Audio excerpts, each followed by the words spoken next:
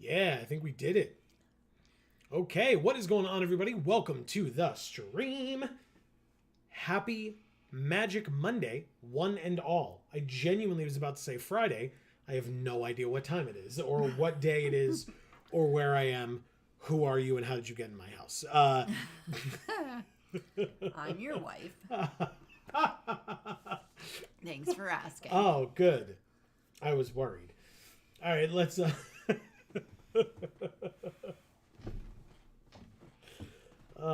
God. There are people in chat already. Erica is here. She says, pack one, pick one-ing.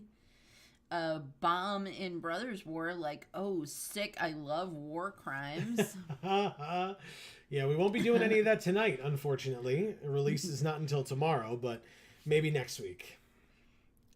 C. Holland is here and says hello. Well, hello, C. Holland. Ugh. Erica says, Amy, I don't know what he's taking, but whatever it is, up the dosage. I mean, I don't know either. Oh my God. Yeah, I don't know what I'm taking either, because I'm about to play more Chromatic Cube Draft. Yeah, so you're about to take it in the ass. That's what you're taking. Hey, look. There's nothing wrong with that if that is something that you consensually wish to partake in. Yeah, there's like 15 more hours left in the Chromatic Cube. Brothers War is not out yet, and the reason that there's only 15 hours is because then Brothers War comes out tomorrow, but we stream Arena on Mondays. So, you know, We do. This is what we're doing. Erica says, that's how medicine works, right? You just up the dosage without consulting a doctor until it works, right? Yes. I mean, that's what I do. Oh, my God. I take 2 Advil, and when that didn't work, I say, hey, Joe, can you give me another one? And then it usually works, so it seems like a foolproof plan. Yeah, definitely. Embercleave's super good. The Ravager Worm is also good, but it's very expensive and 2 colors. So I'm just going to take Embercleave because it's incredible. It wins games. Like many, many, many, many games of Magic have been won with an Embercleave hitting the battlefield. So I'll take it. Thanks for asking. Let's see who we're drafting with. Thazard, Mono, Insaney 11, Meteor Shower, Palpatine. Wow. Like Palpatine? Amazing. A Literal Sol Ring, and I am Max C. Like I'm Maxi, I guess. Or like their last name starts with a C. Maybe. Erica says, snap up Embercleave and hope Lannery wheels. Yeah, fingers crossed, lady. Either that or, like, if we get to a second color throughout the course of this, then maybe we can get something in our second color. But, I mean, to be fair, there's, like, 3 land down here and a letter of acceptance. So, like, you know, we'll see. We'll see. Okay. I mean, you know, the classic struggle on the Geek for All channels here of a Johnny versus Nissa. It hurts, man. It hurts. People know in cube. I've said it. If I've said it once, I've said it a million times. Red white in cube is very good on arena. This makes a Johnny's Pride Mates that get +1/+1 counters every time we gain life, and then a Johnny also gains us life with his +1. You gain life equal to the number of creatures you control plus the number of planeswalkers you control. And then for 0, if you have at least 15 life more than your starting life total, exile him and each artifact and creature your opponents control. Just everything from their field, except like all permanents except lands and enchantments.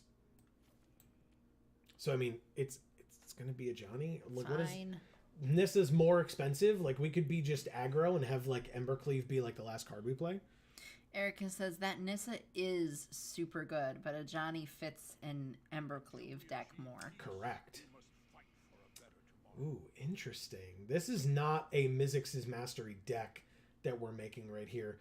But to be fair, nothing that we opened in this pack is really good enough. I mean, like, Yorion, I suppose, but like we're not going to have a lot of like enter the battlefield effects, I feel like. Anyway, go ahead. See, Helen says, don't know what constructed decks will be built, but Azorius soldiers or Is It Control seems good. I'm trying to build Is It Control. Interesting. Okay, yeah. I mean, the soldier decks will do super well. I got to play one at pre-release because I opened the white soldier mythic, the 4-drop. I'm not going to remember her name, but I opened her in pack foil, which was super fun because I had a good number of soldiers in that thing, and I went to the finals and drew in the finals. Unintentionally, by the way. It was not like a split situation. I was actually playing one of the owners of the store, not Greg, who comes to these streams very often. Oh God. Yeah, I guess it's Yorion. That makes the most sense. I don't love anything in that pack, to be honest with you. Guardian of New Benalia is an interesting pick here, for sure. That's a good aggro card. Erica says, I think it's Arena here. Oh, interesting. Okay. I did not go with Arena, but I definitely understand and respect that. Yeah, I think here with what we're doing, I'd rather try to be aggressive, but who knows if we're able to go in that direction. But Guardian is quite good. Obviously, I think Massacre Worm is probably the best card in this pack. I concur with that. It's very good. It's not exactly what we're trying to do, but it could work. So yeah, I liked blue-white soldiers quite a bit. Plus, it gives you a lot of opportunities for like O-ring type effects in white and like burn spells bounce spells and stuff, and card draw in blue for constructed purposes. Ilharg the Razebore. Yes. Yes, please. How are you going to pass me an Ilharg the Razebore and have me not pick it? I don't understand. They wanted you to pick it. I guess. So that's why you got it. Mm-hmm. Erica says, as you saw, I opened a box. So I saw, but I didn't get to show Amy because Amy was not with me on Saturday. I was on my own, and Amy stayed behind to get some stuff done. So I can show you on the his world. Own, pretending that I was beside him. Correct. Now, how... There we go.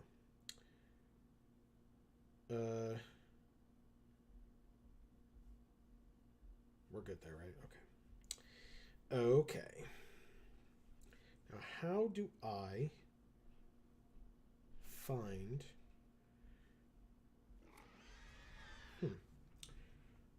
Okay. Crater Huff, because of course. He's a cutie, and he needs to be tickled.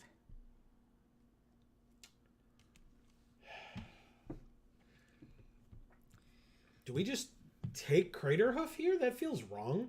It does feel wrong. My personal favorite pull was the Chin-Gataxius Core Auger from the list. Celebration Popper. Yeah, that's really cool. Whenever deals combat damage to a player, planeswalker can be discarded a number of cards if you do draw that. I think it's Cold Steel Heart. Choose a color, add 1 mana to the chosen color. Okay, yeah, there's Two-Handed Axe, which isn't fantastic. It's not Niv Mizzet, it's not Stomping Ground. By Crater Huff, we'll miss you. Yeah. I love him. Ooh. Okay, so there's the land, of course, but there's Toralf. Oh. It's Thor. I love me some Thor. Yeah.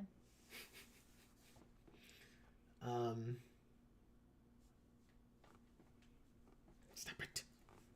You stop. Mocan says, why? Hello. What's going on, Mocan? Happy Magic Monday.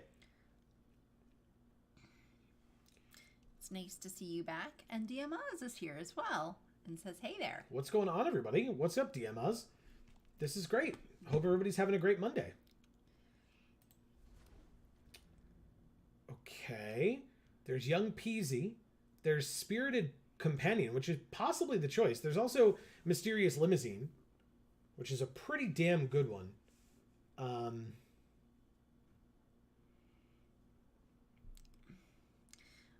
What the draft is? It has many things. Yeah. Yeah, it's whatchamacallit? It's this is Chromatic Cube. Just something that tied us over until Brothers War comes out tomorrow on Arena. See, Holland asks if anyone would like an Arena code. I suppose you have an extra one? Wow, this came back? I'm very confused. At least that's something we could actually kind of play with our colors, but okay. I mean, that has 2 green pips. Yeah, exactly. Oh, this you mean? Yeah, but we're not. No, that has no green. Yeah, but it has double red. We're in red. Yes, I know. But the thing you're picking has 2 green pips, and we're not in green. 2 or fewer. That's fine. Hey, look, Nissa. So maybe we should be starting to pick some green. Okay. It seems like white-black is open, which is weird. I'll take the Mizzix's Mastery just in case, I suppose. Okay, Perforos' Intervention is good. Very, very good, actually. DMA says, I was in a Crimson Vow draft last Saturday. Was awful. 0-3. Self-milled myself to death once. Oh, no. That's rough. All right. On color. Rare or mythic? God bless you. Jeez. You okay? Yeah. Okay. It's just, my sneezes are a little violent sometimes. Yeah. Equipped creature has flying. When it or equipped creature dies, it perpetually gains when an equipped creature controls its combat damage to player planeswalker. No. Elspeth, Sun's Nemesis. DMS says Simic Self-Mill was a terrible strategy to go for in a draft, but the first row of boosters had so much potential. Yeah, that sounds right. Then the guy on my side decided he wanted to dip on green, and that's why my problem started. Yeah, that sounds right too. Started. Yeah. Double team until his turn. Erica says, what's their pitch for Chromatic Cube? I remember Tinkerer's Cube was meant to be about just finding cool card interactions. Yeah, I think Chromatic Cube is supposed to be like, lots more land and lots more fixing and being able to play a bunch of things and etc. So like you're doing different like things that those particular colors want to do, hence the chromatic side of things. Heliod, Alesha, tapped and attacking. I mean, that is aggressive. Be aggressive, be aggressive. Yeah, I mean, like Heliod's a. That's right. Yeah, that's perfectly fair. Yeah. It's very good aggro. I can pay double white to get things back from the graveyard. Plus, she's a great card.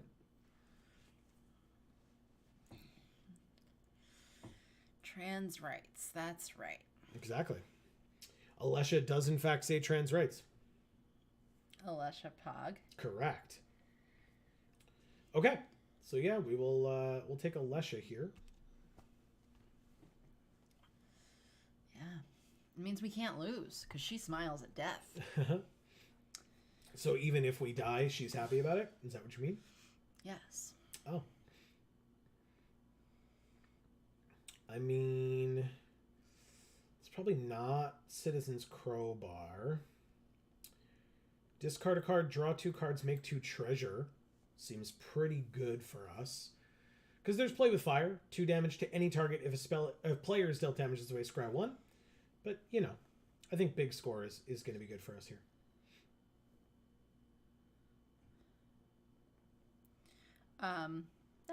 DMS says, I love the cons. Yeah. I mean, I love Khans of Tarkir in general, and Same. it'll be interesting to see if and when we ever go back there. I know there are many people who are clamoring for it, but we'll see. Because I like it. That set intrigued me quite a bit. Or that block, I should say. All 3 sets from that block.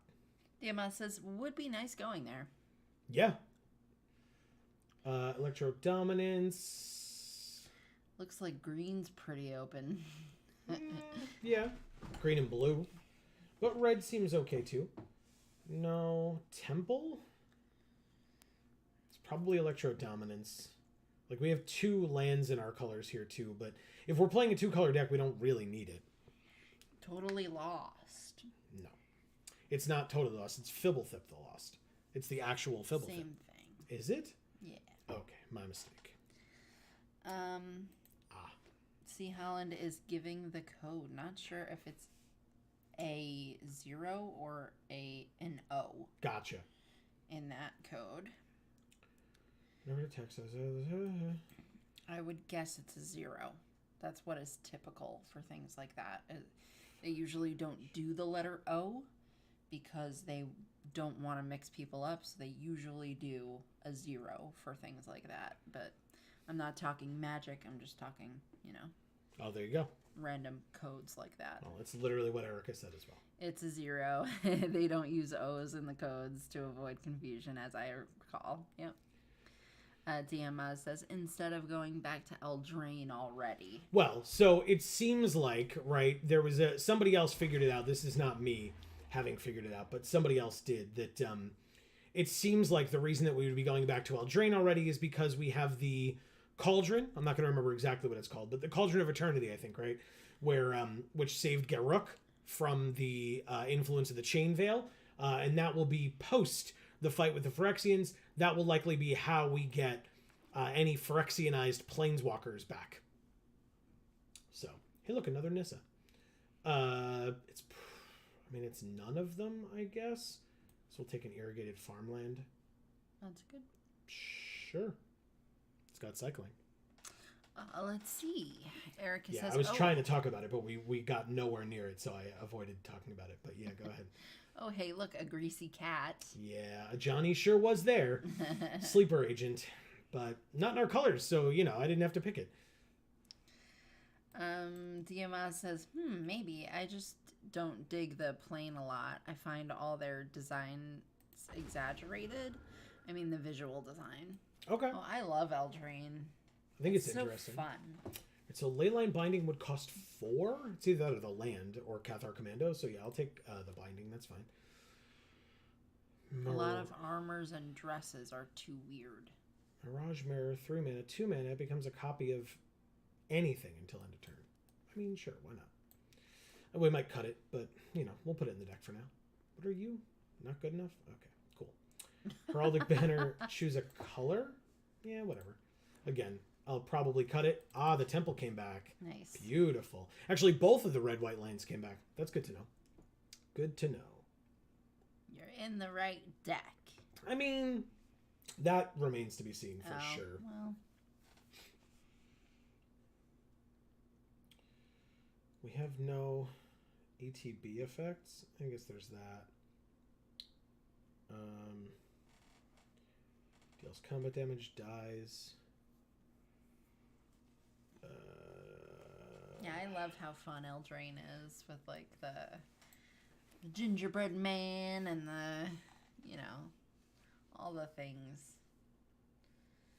It's funny stuff. Baked into a pie and it just has a sad face on top of the pie. It's definitely a sad face. We kind of very much stopped being aggro. All right, on color, rare or mythic? Cavalier of Dawn, though? All right, fine. I guess it's an on-color mythic. I asked for it. I got it. Sure.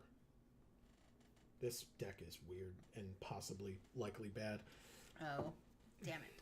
Yeah. Erica says, I mean, that was the intent. It's all based on Grimsian fairy tales, and those are exaggerated too.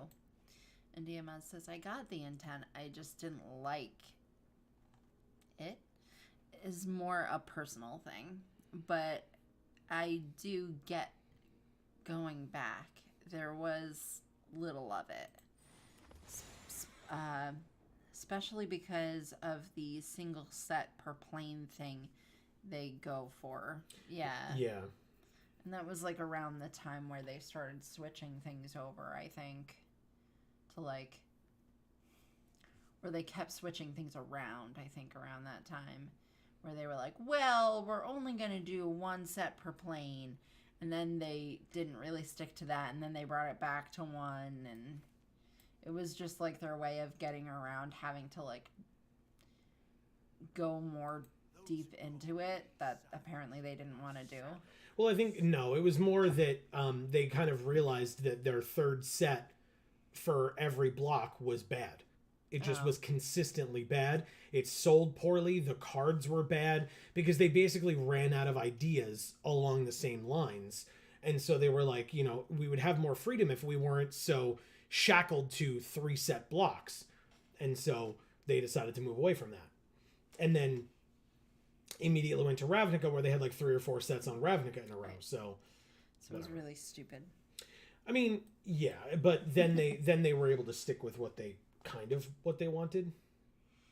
Erica says Luris? I had thought of Luris. We don't have anything low, though.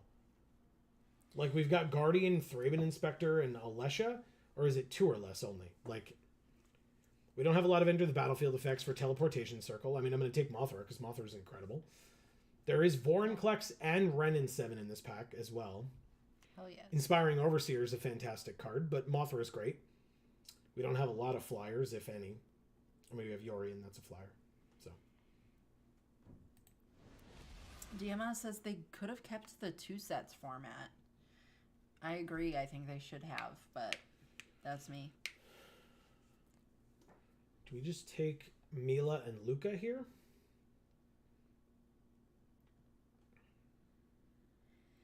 Erica says, I also remember when Eldraine was announced, people saw the fairy motif and were like, fairy plane! Or fairy plane? And then had to explain that there were fae, but they aren't central to the plane. DMS says, like Kaladesh, second to Innistrad, Amonkhet, etc. Mm-hmm. I mean, Erica's here. I can't not take Elishnorn, right? Exactly. If I'm going to get beat down by Erica playing Elishnorn, I'm going to do my best while Erica's here to beat down people with Elishnorn.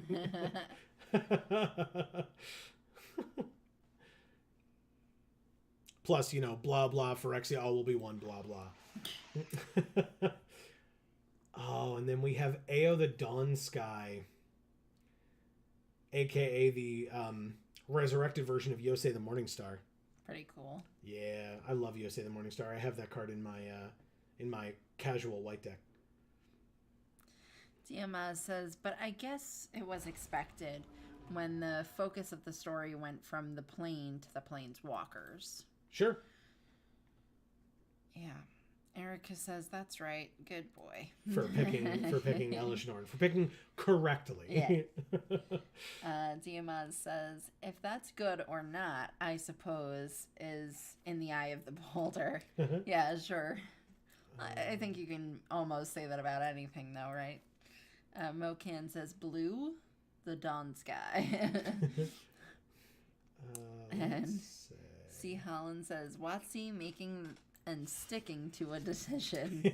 And then see no evil monkey. Yep. I thought it was holding its ears, but it wasn't. And then Diamaz says, Halvar, pretty nice. Yeah, I mean, we don't have any equipment, so like we could play the sword side, I guess. Sure, we'll play a white-blue land. We now have 2 white-blue lands and a white-red land, which is good because we have Yorion, and then otherwise we're white-red. So, sure. Mokin says, "Oh, the Ao. What's Ao? That's the card that he's talking about. Oh, Ao the Dawn Sky. It's right here. Oh, Ao, the white card means blue. I see. Nice. I thought it was like an Diamaz says, I like this sword. Yeah. His sword. His sword is, oh god, where'd he go? Did I put him in the sideboard? Halvar's sword. The Sword of the Realms. It's pretty cool. Equipped creature gets +2/+7 on its vigilance, and whenever it dies, return it to its owner's hand. Erica says, see, I think people like the Planeswalkers. The issue is that they focused on the Gatewatch for so long and just haven't developed any of the others to any really compelling degree. Oh, so they can just kill off people like Jaya and Ajani and... Well, Johnny's not dead. Well, basically just as bad. Wow. Ooh, we only need 6 cuts. That's impressive. Okay. The whole Theros thing. I mean, you can have planeswalkers as big characters in the story and still focus on the plane. The story was, or the whole Theros thing, 3 of the main characters were planeswalkers. The story was still contained in Theros.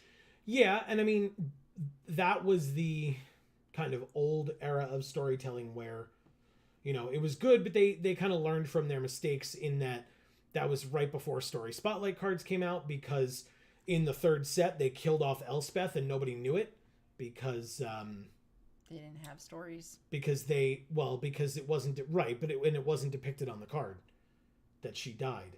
So nobody really knew, even though that was like the biggest plot point of that story. Right. See, Helen says, drop the vehicle? Mysterious Limousine? I guess. Leyline Binding is going to be a 4-drop at worst, because this is not... Oh, it is an island. Okay, so it could be a 3, but it's almost certainly going to be a 4. DMS says, I didn't know that people didn't know she died. Only started playing a bit after. Oh, yeah. That was a huge issue. That's why Story Spotlight cards exist. Yeah. Is because at the time, Wizards realized, or at least the people in the company on the story team realized that, like, oh, this was a big part of the story. How did people not know? And then they're like, oh, how would people have known? Because, like, there was, like, a memorial card for her or whatever, but it wasn't called, like, Elspeth's Memorial, right? So it was just, like, depicted on a card that there was, like, a relief, like a sculpture relief in a wall done signifying her death, but like I guess celebrating her life because she had died. And that was supposed to, I guess, clue you into the fact that 1, she was dead, 2, Healy had killed her. Like, I don't know how you were supposed to have known that. So yeah, that was a big plot point that, like, people just did not get. And so finally the story team was like, oh, we have to, like, do the right thing and like make sure that people understand this now. So, and Theros was kind of when you started like being aware of and enjoying the story. Is that correct? No. Okay. For me, it was Tarkir. Okay. Yeah. Okay. 4 more cuts. I mean, we're definitely not fast like I want it to be. I think Heraldic Banner can go away for sure. I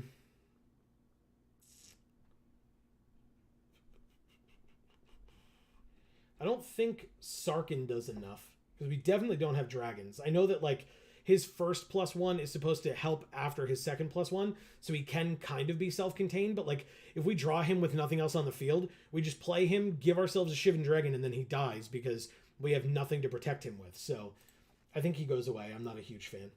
Like I picked him because he's a Planeswalker, but I don't think it's what I want. Erica says, but then again, I only care about the story like twice a year at most, so my opinions are invalid. That's not true. It's definitely not true. Oh, also, I mean, DMS, hold on 1 second, I'll show you. It's not as good as you think. It's 4 mana, conjure a card named Shivan Dragon into your hand. So you still have to play it. Hence why his +1 says that dragons in your hand perpetually cost 1 less, and you may pay X rather than pay its cost where X is its mana value. Like, you still have to pay the 6, you just get it in your hand. Yes, on the field that would be insane. But yeah, you get it in your hand, which is real bad. You're just like, I pay 4 mana to give myself a Shivan Dragon that I then still have to cast for 6. Well, you know, he's got the flames in his hands. Well, those are, I mean, they're because they're dragon heads that are his hands, So, breathing fire. it makes sense that it would go to your hand. It doesn't. Whatever. He says, oh, F. C. Allen says, went 1 and 2 at pre-release, crying laughing face. Okay, I went 1 and 2 at, or no, I went 1-1-1 at one of the pre-releases. I didn't do super well at the second one. The first one that I played in, I went 2-1-1. Yeah, I think it was 2-1-1, then 1-1-1, and then 2-0-1 was the last pre-release that I went to yesterday, where we went to time in the finals and drew, because he beat me on like turn 1 or 2 of turns in game 2 when I had already won game 1, so we couldn't even start the third game, and so we drew. DMS says, the last time a Planeswalker disappointed me this much, it was Sarah. Erica says, he can Sarkin Disney. Yeah, he sure can. He can get the hell out of here too. That's funny. I guess we can, if we have, where to go? If we have Embercleave and Toralf/Toralf's Hammer, then maybe there's an argument for playing Halvar and Sword of the Realms. I mean, it's a damn good card. Don't get me wrong. Diamaz says, also, I am a big defender of stories contained more in the planes instead of an ever-expansive story they have going with the Gatewatch. My main argument being that avoid something like War of the Spark. So I don't disagree with you. I think my issue is I hate that the story that was ended with War of the Spark, because there were a group of people that tried extremely hard for a very long time to make that Gatewatch story be something that mattered, and then they all got fired. They brought in an almost literal child molester to run their story team, and then shat out War of the Spark, and we were all supposed to just enjoy it and be happy about it. So, like I said, I don't wholly disagree with you. I just think that War of the Spark was not the story that was intended from the people who wrote the entire build-up from Magic Origins to Ixalan and Rivals of Ixalan. And then they all got shit-canned by a company that was too greedy to keep them on, just before the culmination and climax of their story. That's just me. He says, where they spent literally years building that grand finale to ruin in the end. I didn't know of people responsible getting fired. That explains a lot. Yeah. Yeah. Yeah. It was an entire shit show. Because it was people getting fired, and then people like kind of other people seeing the writing on the wall and leaving. Right. Like they were like, oh, I guess I got to go get a new job now. And so, you know, if you look at the stories from leading up to Ixalan and Rivals of Ixalan, so everything from Magic Origins, I guess I'll go this way, Magic Origins to Ixalan, Rivals of Ixalan, you'll see the progression of the multitudes of different authors that they had. Right? The likes of Mel Lee, Michael Yu Chow, Kelly Diggs, Chris Latois, Kimberly Crinus, and more and more and more. And I apologize for people whose names I'm not mentioning, but if other people know them, you're more than welcome to type them in. And then it slowly, precipitously went down to the point where when you're at Ixalan, and no knocking her because these stories were amazing, but it's Allison Lures. And again, not upset with her. She's phenomenal. That was the company's decision, not hers, to not have anybody else left working with her. Right. Oh, James Wyatt as well. Yeah. Incredible. Yeah, they were all amazing writers, and they all really found their stride, and they knew what they were good at, and they stuck to that. Yeah, I mean, just like they found the perfect way to blossom the story until, you know, until the company went, wait, so you're saying that if we just keep one person doing the stories, or eventually, wait, so if we fire them all and then don't even keep anybody at all, but keep one person who is in charge of like finding the authors and telling established authors what to do while we pay them a one-off contract fee, then we don't have to pay for things like benefits and like a salary for all of these people. We could just fire them all. Do that, please. Please, our corporate backers. Right. Hasbro stock is doing great, by the way. Down with healthcare for people because we're fucking idiots. What am I doing with this deck? It doesn't matter. I'm appreciating this conversation. Please don't think that's me saying this conversation's over. Yeah, no. Please keep it going. I would love to have this conversation forever.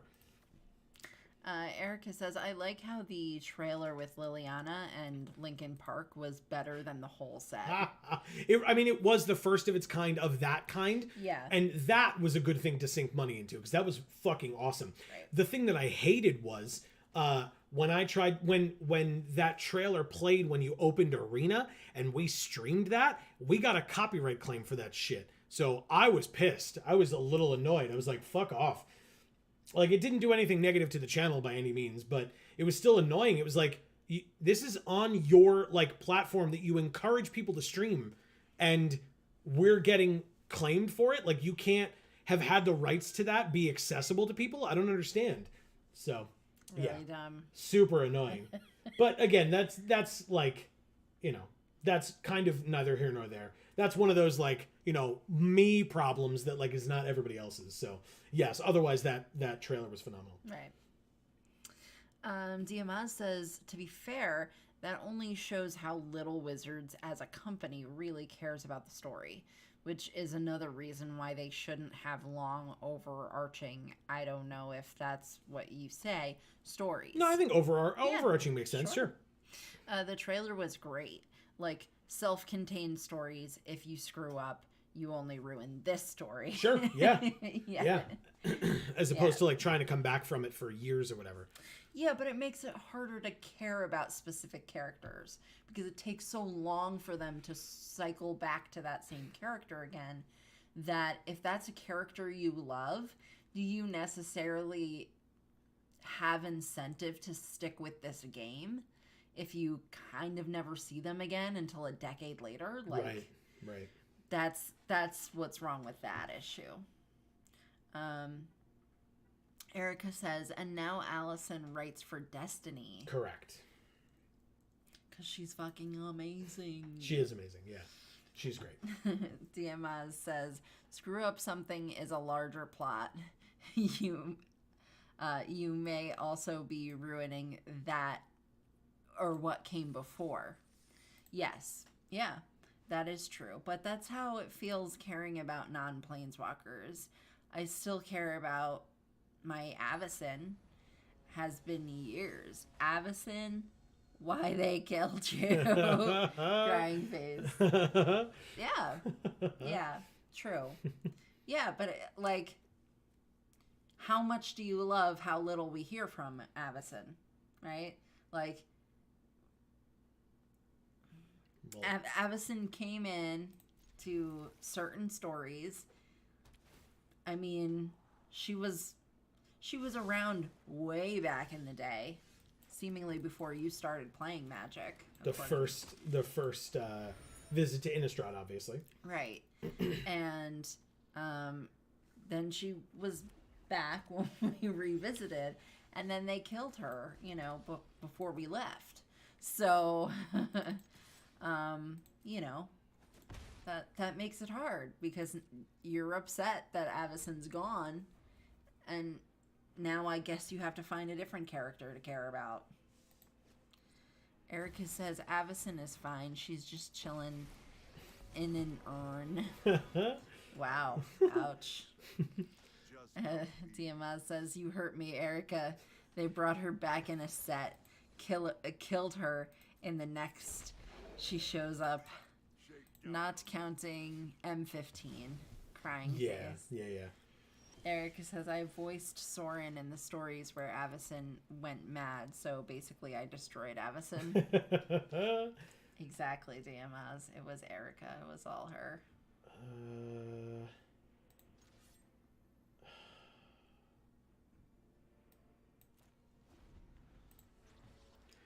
I could let the 3-man Inspector die and kill the devil, but unless they discard a card and they gain 2 life. The gaining 2 life is fine.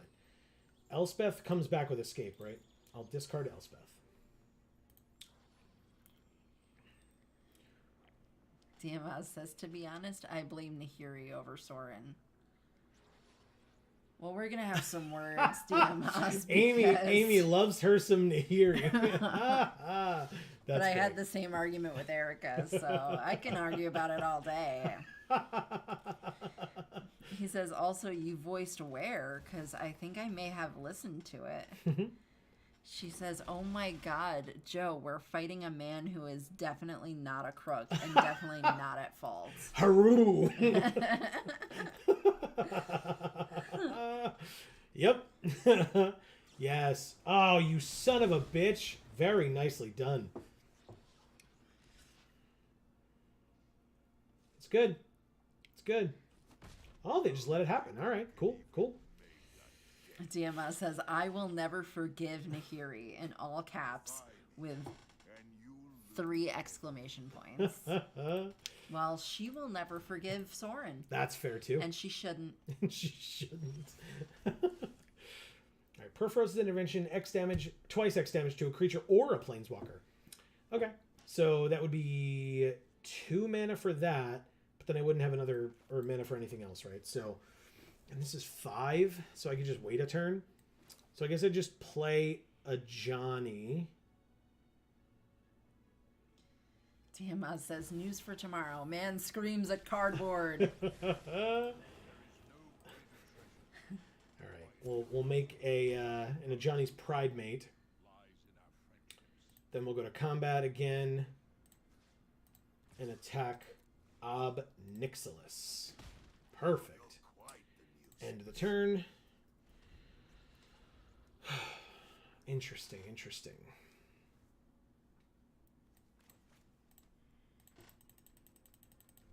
So yeah, DMS, did you... Oh, sorry, I guess do that first and then... Erica says, the issue with the Sorin Nahiri situation is that both of them made bad choices. But even I can admit that Sorin was the catalyst for many of Nahiri's. I mean, honestly, that's just kind of like old walkers in general just are kind of shit people. Like, yes. you know, because they have too much power. Yeah.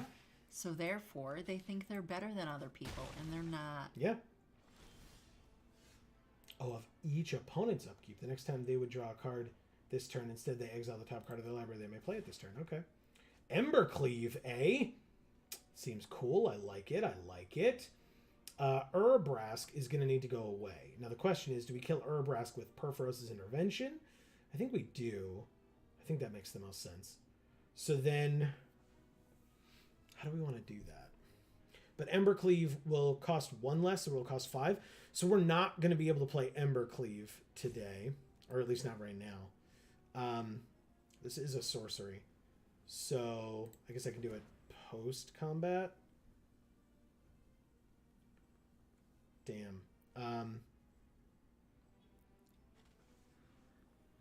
If we put a Johnny to 1 and then Perforos's Intervention, does this work the way I want it to? No, because then they can kill him no matter what. So I'll gain some life this turn. Then I'll Perforos's Intervention. X equals 2. Target Urbrask. Auto pay. 2 mana left means nothing. I attack Obnixilis. And he goes back down to 1. You got it. We'll just keep doing this dance over and over again. Not a problem. So Mocan says, I mean, really, Bolus was the catalyst for Nahiri's rampage. Well, I mean, some people think Nissa was the cause of the whole issue in the first place, right? I mean, I think it's less about whose fault it is, right? Because I think everyone played a part in it, and that was the story. But I think the issue is just if a character caused a significant amount of pain, are they sorry about it? If so, then they deserve to be considered a good person. And if not, then they don't. You know, just like in real life, right? Like, I mean, you can sit there and try to blame different people for different aspects of things that go wrong, but what would be the point?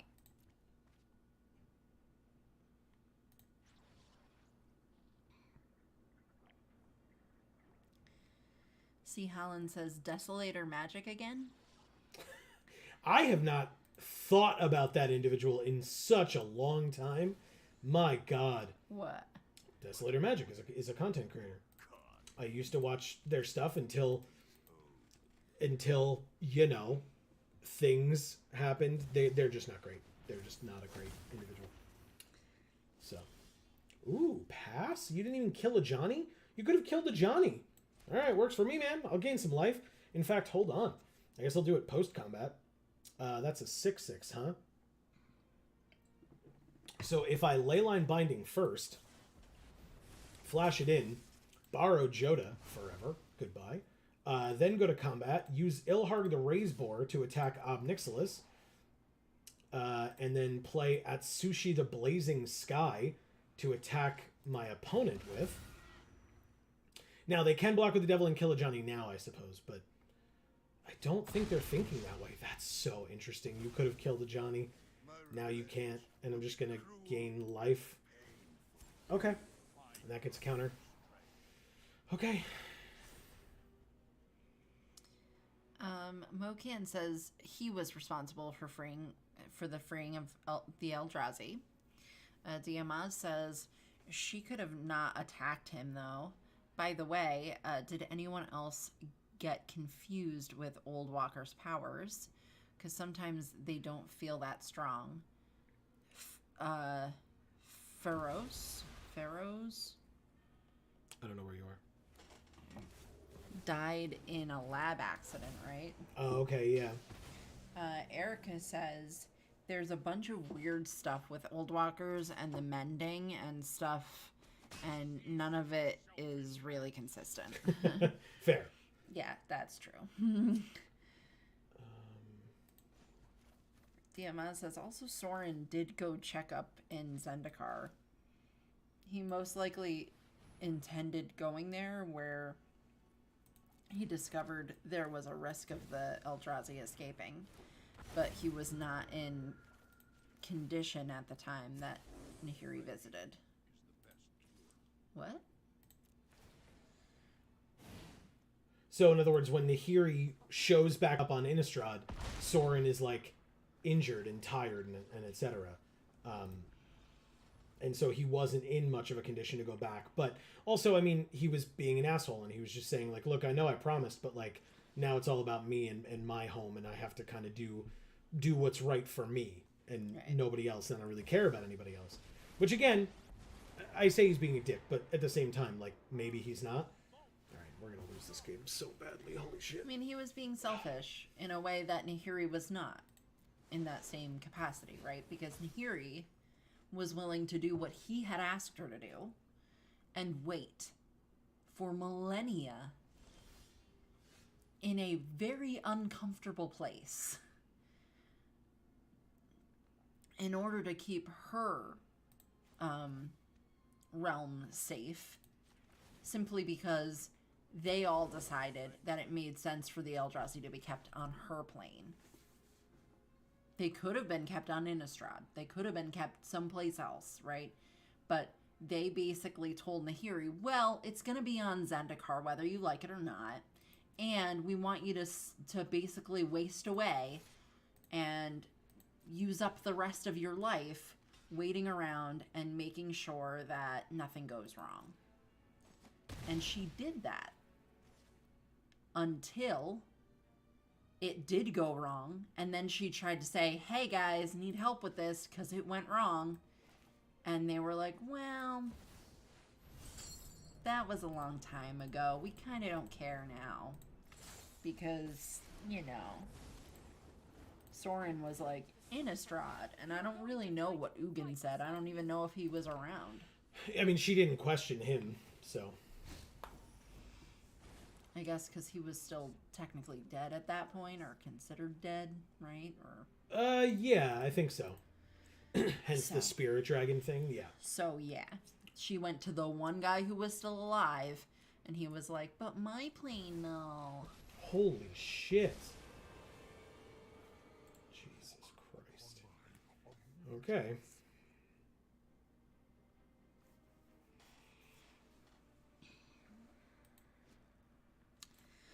Mocan says, so the answer is no. No old walker understands what sorry means.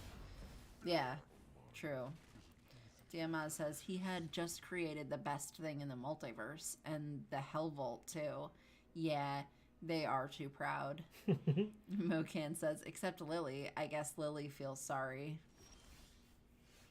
Diamaz says, I mean, Urza did show regret from time to time and humbled himself many times, but he is the old walker followed the most pre-mending. Ooh, interesting. Let's do this. We can actually kill Bolus this turn, which I'm very surprised by. Shouldn't. Oh, no, we can't. They have this stupid Sky Sovereign bullshit. But it's fine. I'll still do it. It says up to 2. I'll choose this one as well. Why the hell not?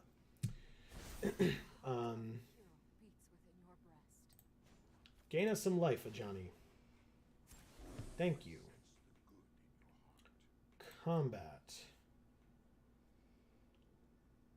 Attack Bolus for lethal.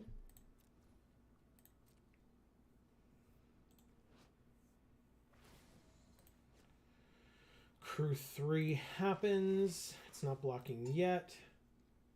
Now it's blocking. I don't have 4 mana to activate, or 3 mana to activate this. Oh, yes, I do. Cold Steel Heart. Thanks, Erica.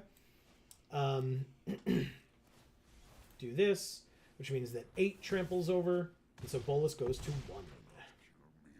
And then this dies, and I can, until the end of your next turn, you may play those cards. Yeah, I'll do that as opposed to 3 treasure for sure. Elish Norn and a land. And that was the 7th land as well for Elish Norn. Seems good, man. Yeah. Seems good. I will say to that, DMS is that with the newer stories, which I hope I'm not spoiling for anyone, if you're watching Jars, and hopefully you're not too far behind, but basically when I was a little pissed when Kayla was all like,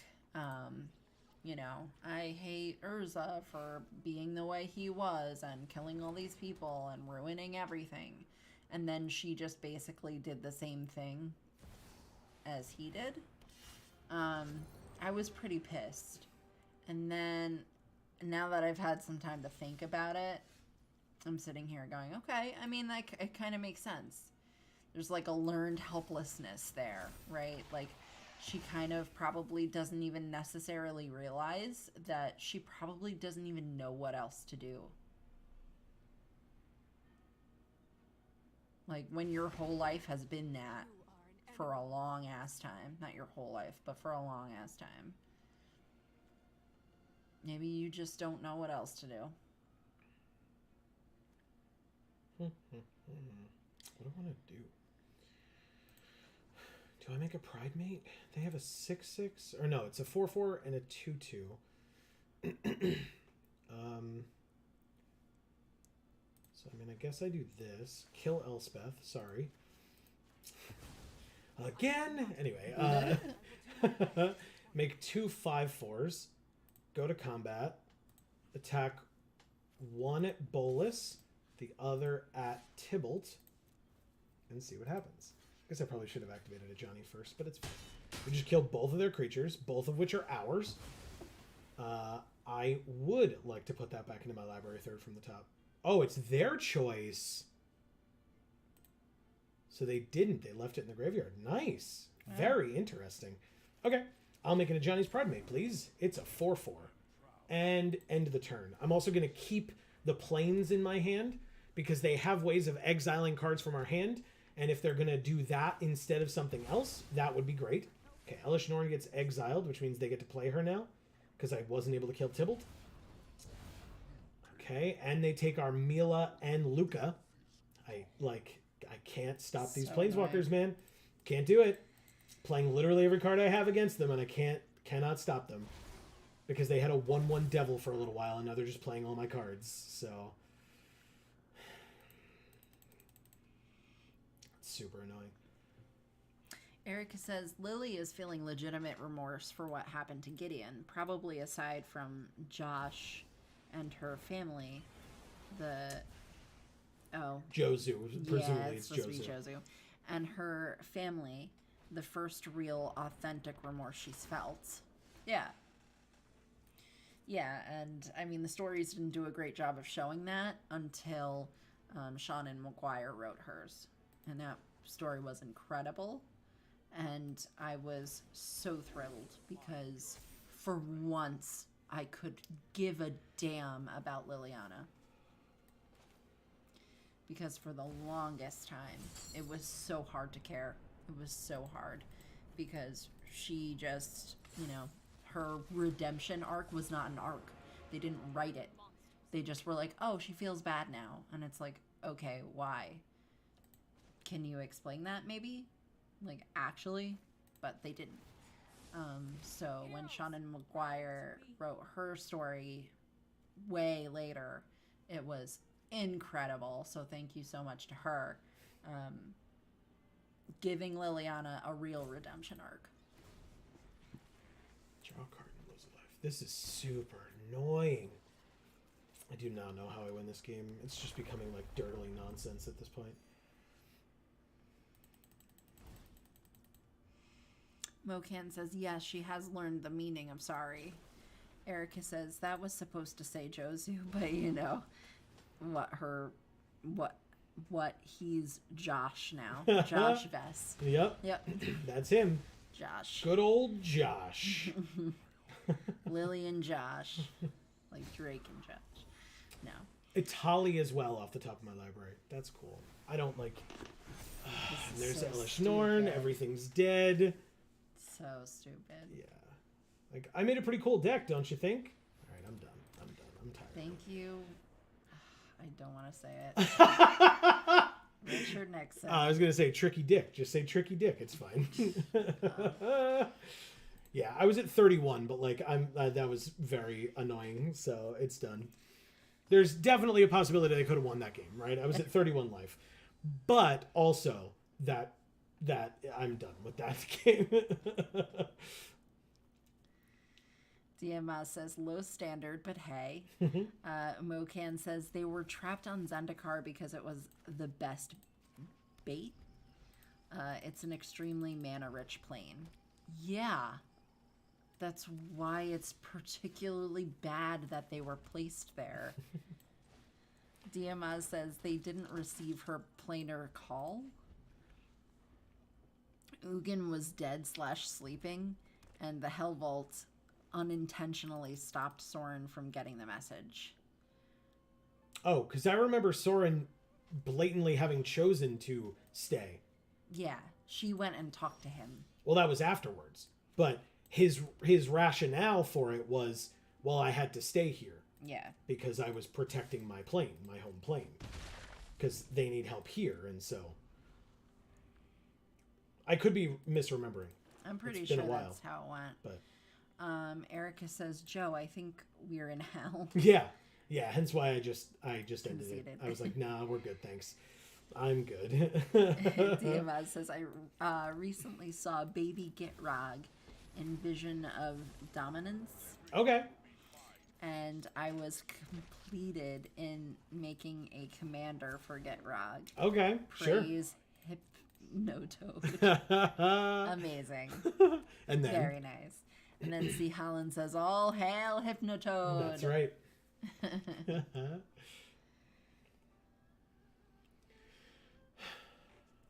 DMS says, I remember him saying he didn't receive and theorizing it was the Hell Vault. I don't remember that. Erica says, I voiced that story, and Soren straight up does say, in a really flippant tone, sorry, I had my own problems to deal with, you child. Yeah. Yeah, that sounds like Soren. Yeah, it does. X damage, so -2 would only be 3, but we do have a Ganjo where we can deal 4 damage to an attacking or blocking creature, so I think what I'm going to do is gain the life, go to combat, attack, enlisting this one, I scry 2, I will keep them... yes, I'll keep them both on top. After playing the Inspiring Overseer, I will definitely want to play Yorion for sure.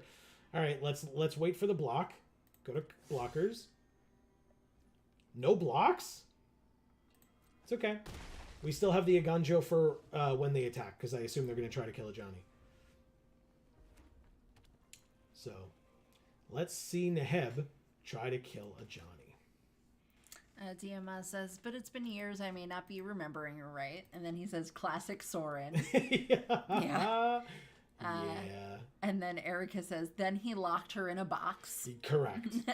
DMS said, yeah, she did attack him and his recently created beautiful, perfect angel that protects the plane Avacyn. And that's why he was too injured or tired. Was because he had just created Avacyn, so he was exhausted. Yeah. That's what happened. I was trying to remember, but now I remember. All right, so Neheb is dead, thank God. I do not have the mana to use Electro Dominance to kill Terror of the Peaks, which means I guess I just have to play AO as a blocker. I guess this could be a chump blocker. Yeah, because let's go ahead and make another Ajani's Pridemate. Then play Inspiring Overseer so that we can gain another life, triggering the +1/+1 counters on both of those. Good. And then going to combat and attacking with this one. Because if they want to trade that thing off, I'm down. But I doubt it highly. Okay, good. He says, yeah, that's what I meant before when I said he had just created the best thing in the multiverse. Yeah. I knew that that's what you meant. But for anyone who didn't know that, thanks for clarifying. Well, yeah, and I just didn't remember that that's what made him tired. That, you know what I mean? That was kind of why Avacyn had to be the one to step in at that point, is because he was too exhausted to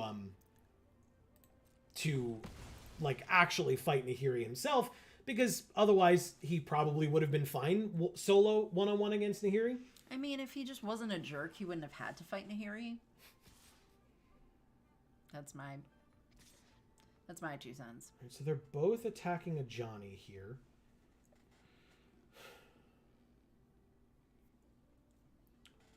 Which means I can either chump or just let a Johnny die. And I think that second option is better. I saved myself from a massive attack this turn, which I'm more than okay with. I'll take my turn. Okay, exile the top card of my library. I may play Elishnorn this turn, which I cannot, notably. They conceded. They are at 7, and I had 4, 5, 6, 7, 8 damage on the field. So yeah, I hadn't even looked at their life total. That's funny. Diamaz says, and Nahiri would overpower Avacyn because Old Walker powers OP, please nerf. Fair. Yeah. And that's why she got thrown in the box. Well, and that was so interesting to me, because it was like she was trapped in the mountain for so long, watching over the Phyrexians. Or not the Phyrexians, sorry, the Eldrazi.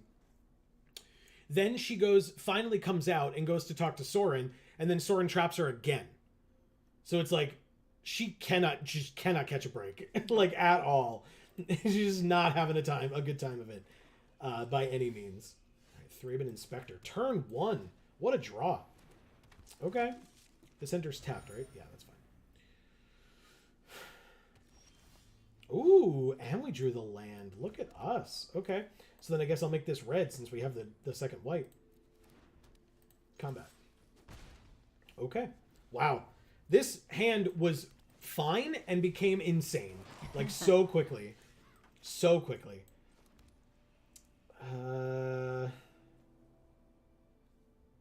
River to the battlefield, tapped and attacking. I still can't attack like that. That doesn't make sense. But actually, now it does. Yeah, yes. Okay. Here's Mothra, which means that when I attack with this Thraben Inspector, if they snap block, cool. I was like, are you sure? Because it's just gonna die, come back with flying, and I'm gonna get another clue token. So yeah, okay, works for me. So Scuttlemutt, it's a scarecrow. Oh. Kind of looks like Howl's Moving Castle with the legs. Yeah. The like 4 legs. But it's supposed to be a dog? I mean, yeah, I think so, because Scuttlemutt. So yeah, I think so. Diamaz says, I assumed that it was impossible getting anything out of the Hell Vault without destroying it. But I don't know if that was confirmed anywhere. I mean, I guess, because then the only way that Nahiri came out is when the Hell Vault was destroyed by Liliana, because she was going after Griselbrand. Right. So I'm definitely going to equip this onto Mothra here. Then go to combat and swing for 6. Again, you can block the Thraben Inspector, but it will come back with flying and with giving us another clue token.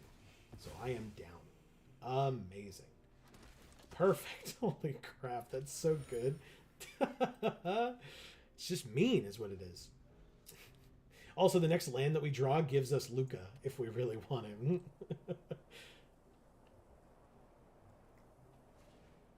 Farewell. Okay. Oh, of course it enters tapped. God damn it. And of course they exile everything, so Alessia does not work as well as we want her to. She's fine. I like her regardless. Removal? Sack a creature. Okay. He says, Tisk, awful timing though.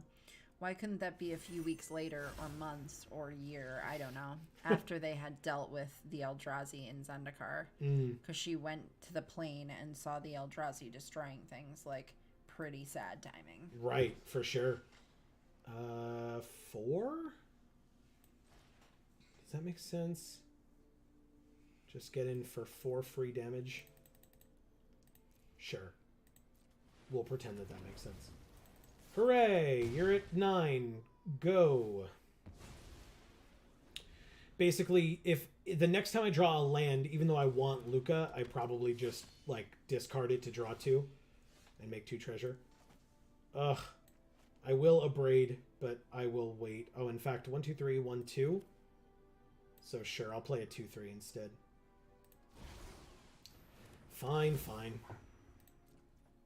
I'll end the turn. No Luca for me, but I get a creature on the field, which is more important. So, and I can kill Alesha. Sorry, Erica, but they stole my card again. But I'll... Oh, actually, it's not our Alesha. Our Alesha's right here. It's their Alesha, and it's an imposter. Target it with something. I think it's ironic that Nahiri isn't in the Gatewatch, because she's the one who kept watch over Seagate literally the longest out of anyone. Well, not Seagate specifically, but the plane that Seagate is on. I would love to draw a card. Thank you for asking. Ooh, it's a land. Look at that. So they discarded Sanctuary Warden because they didn't have their second white source. Okay. You got it. DMS says these two-sided cards are cool, especially for commander potential. I loved when they spoiled Tybalt. Yeah. But didn't know how to build around him. Sure. Sure. All right. So Temple, scry 1, put the land at the bottom. See ya bye. I do have 3 mana for the Leyline Binding if they play something really scary, because it does have flash. So sure. Oh, that's right, because we have an island as well as a plains and a mountain. So the domain makes it cost 3 less. Oh, they just passed through their whole turn, eh? Okay. It doesn't look like an island at all. It just looks like irrigation for crops. It's irrigated farmland, so it's a plains and an island because the in-between space is water. That's not how islands work, but okay. You're not how islands work. No, I'm not. But I also never claimed to be. All right, so besides our Leyline Binding, we're also going to keep a patented Geek for All Handland.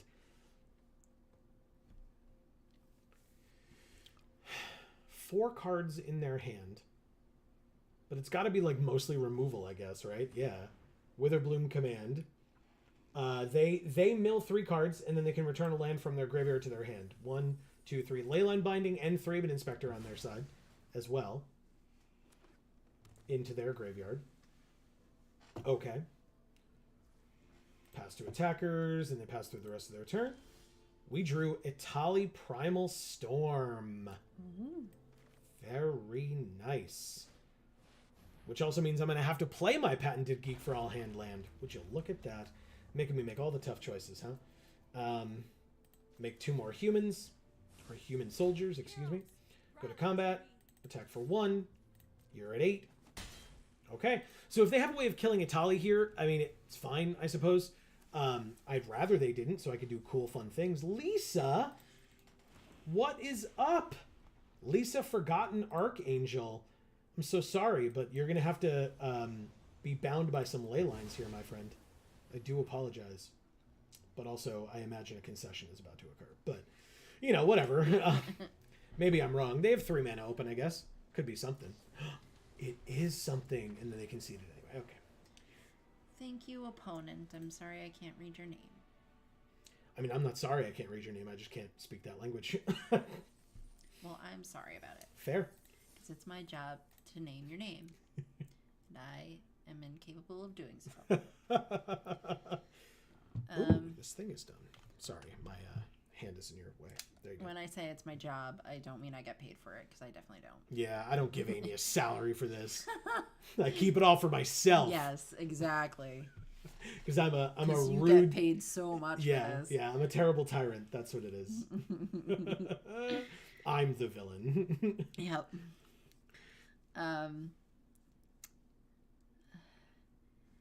Diamaz says his 2 sides didn't work well together in Commander, which was disappointing.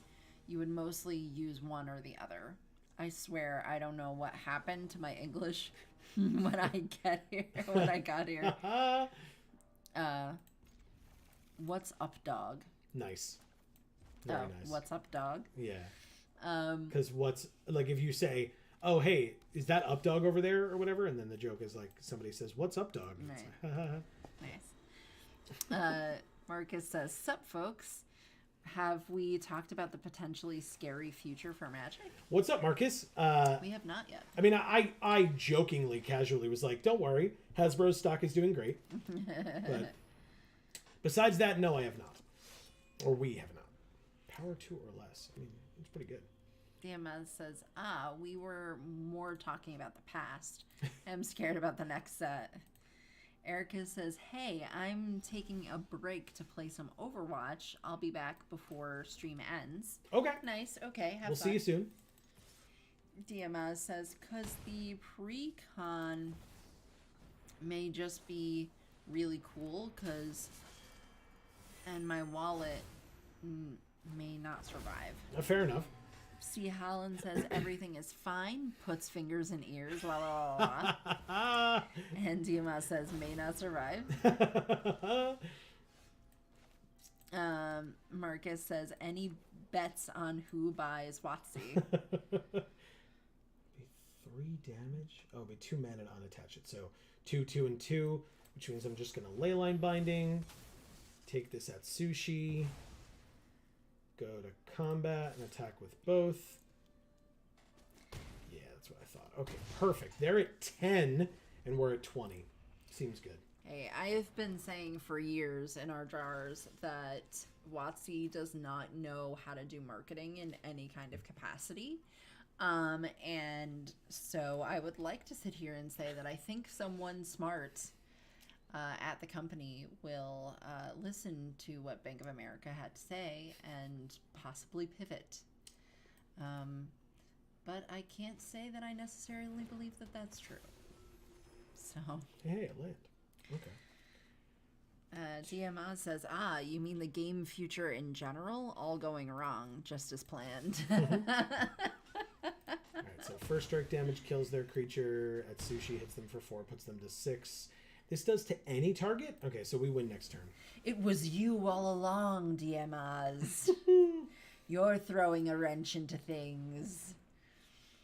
Yeah, I'll be curious to see what response, if any, the company has to the decision that was made, or the like report that was put out, basically.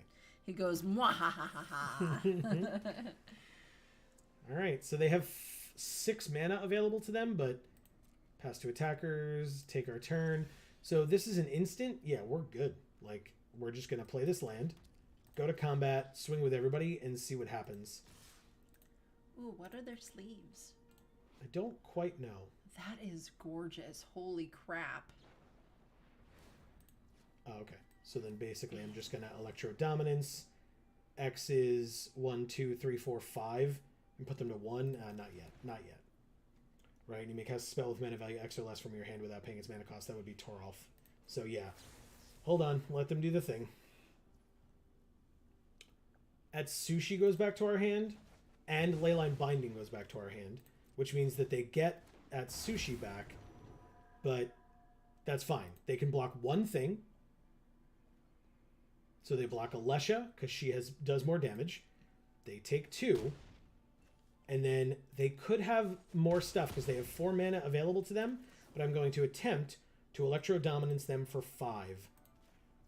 And see what happens. Auto pay.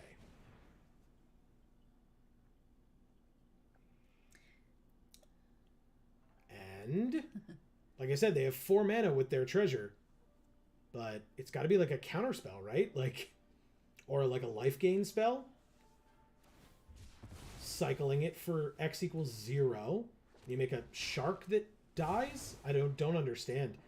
I will cast at Sushi. Thanks for asking. Nice. You're at -1. Yeah, okay, we win. Thank you, deflected. I'm not deflecting my thank you. It just... Wow. That's the name of the opponent. Wow. It would be deflecting someone else's thank you. Yeah, I suppose. So I'm not asking them to deflect my thank you. I'm hoping they will accept it. Fair. Mucha magia. Cool. Yeah. Okay. Well, I mean, any land gets us Mothra, but we'd have to go runner. I mean, I guess we're drawing a card as well. It's a little tougher, but I'm going to keep it. This is not the best hand I've ever seen. No, it's not, but I would have kept it as well. Yeah. We did pretty well last time we had like a questionable hand. So I'm hoping that this one does the same for us. Diamaz says, if you were to choose someone to buy WotC, who would it be? I mean, I'm not familiar enough with enough companies to say like that this one would be good or this particular person or something like that. So unfortunately, I could not answer that. I want Allison Lors to buy it.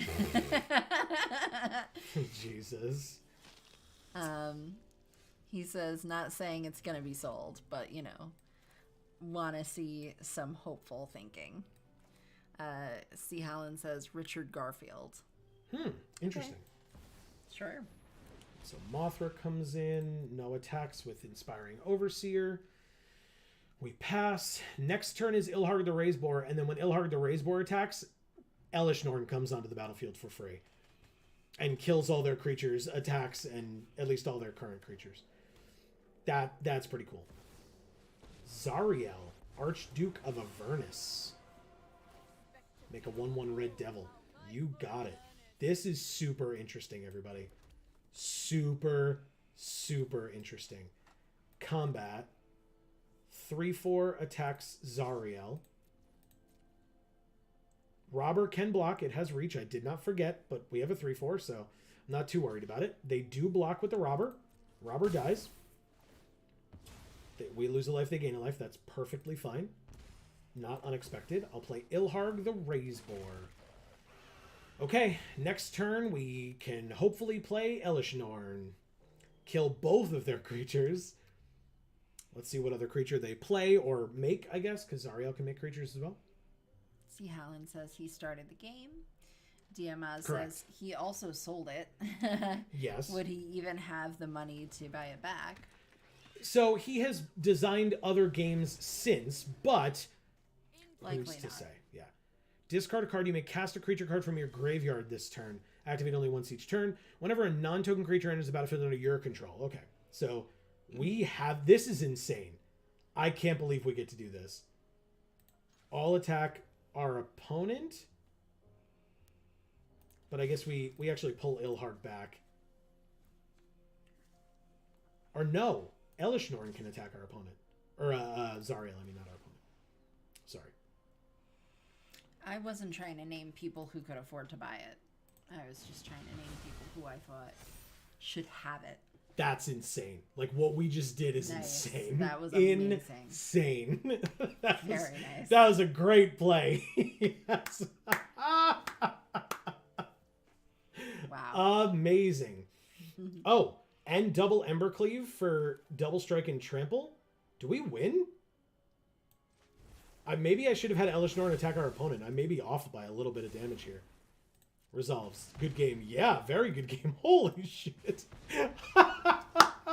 They just concede. They had to. Wow. They had to. That's 18 damage from Ilharg alone. Thank you, Mucha Magia. So it's 18. I'm sorry. So it's 18 damage from Ilharg plus 9 more. So it's what, 27 damage? And they were gaining 4 life, so they were going to 25. So yeah, they were dead. And Zariel would have been dead as well. That's hilarious. Wow. That's a lot. Oh my god. That's really gross. Yeah, you should take a screenshot of this one. That's crazy. Diamaz says, well, I hope it's not Disney. I would even take Konami instead. I mean, Disney is coming out with their own card game soon, right? Or they have already. So they're already trying to get into this space. I guess buying Magic would help them a lot more, but because then they wouldn't have to put as much effort into their own, although they could, just, I suppose, do both in some capacity. C. Holland says EA. What would EA do? Add microtransactions to what is already pretty much gambling with extra steps. See, Helen says, "Yep, LOL," and Marcus says, "Dude, yikes." Yeah, that was a whole thing that we just did, and oh my goodness. All right, Thraben Inspector, what's up? All right, so irrigated farmland enters tapped, which means we wouldn't be able to like play Sword of the Realms next turn. But to be fair, it doesn't matter. Like we wouldn't be able to equip it anyway. So I probably just play this tapped so that we can temple. So we can scry 1, 2, 3, 4. I guess we leave this on top because then we can play stuff on curve. I'll attack for 1. Because right now we don't have anything turn 5. So if we have to, we can play this land turn 5. Because then we can play like a turn 4 play, a turn 4 play, a turn 6 play. Or sorry, turn 4 play, turn 5 play, turn 6 play. Diamaz says, "Oh, Thraben Inspector, nice." Yeah, I like this card. It's been working pretty well for us, I'd say. I'm going to take a quick bio break, and I'll see you guys in a minute. Yes, you will. Yeah, Thraben Inspector is like probably our only 1-drop, I think, and we've gotten it pretty regularly, which I'm a big fan of. It's nice to get something out that kind of that early in the game. I might take a damage here from Capitech Wrecker. It's unclear. I don't really care who buys them so long as the Netflix show is decent. I've never worried about the cards as much. I don't know that they're even still talking about the Netflix show, are they? I thought that was done a while ago. I could be wrong. All right, so before our turn, we might as well use our 2 mana to draw a card, because, you know, that's pretty good, I've heard. Ilharg the Razeborer is our turn 5 play, I guess. Interesting. All right, so here, play Mothra. Attack for 1. If they remember what Mothra does, they probably just let it through and go to 18. The Netflix show is in the same place that the FNAF movie went. Okay, sure.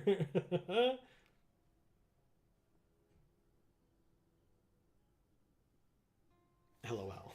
All right, so they did block. Okay, interesting.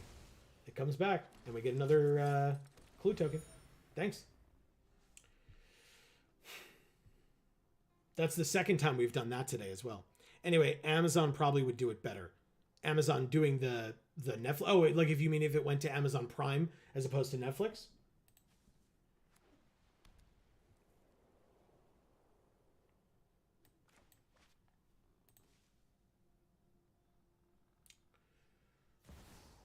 A Johnny Sleeper Agent. What's up, buddy? Why must you hurt me? I may or may not have just watched Invincible and may be very biased. Okay. So reveal the top card if it's a creature or planeswalker, put it into your hand. Otherwise, you may put it on the bottom of your library. And they didn't because, well, what is this? It's 3 or greater, so they could get rid of Mothra. Obviously, I take 1. So what happens? If it hits me, they can remove a death touch counter from it and exile an artifact or enchantment. So you could get rid of our clue token if you really feel so inclined. But then your creature doesn't have death touch anymore, and I'm not afraid of it anymore. Go for it. Go for it.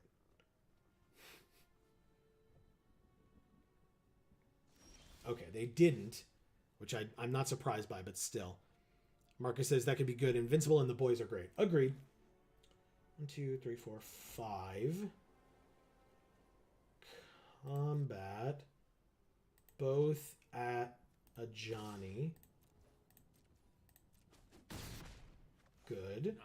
And then Ilharg the Razeborer.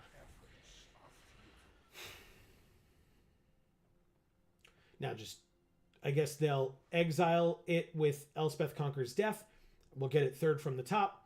And then we can just play a Ganjo and play a Tali after that. So yeah, we're fine. Invincible and the Boys could be a band name. Very nice. Oh, they just revealed the top card, which is Spirited Companion. You got it.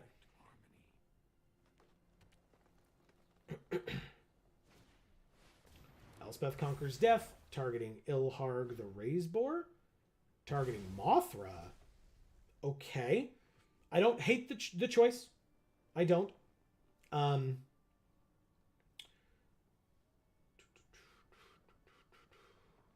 Okay. So I want Ilharg to play Itali here. I guess the issue is, oh, we have a Ganjo. That's phenomenal. So we can kill Kappatek Wrecker before the Death Touch damage happens. So yeah, combat. 6 at a Johnny, 1 in the air at our opponent. And then Itali Primal Storm at our opponent.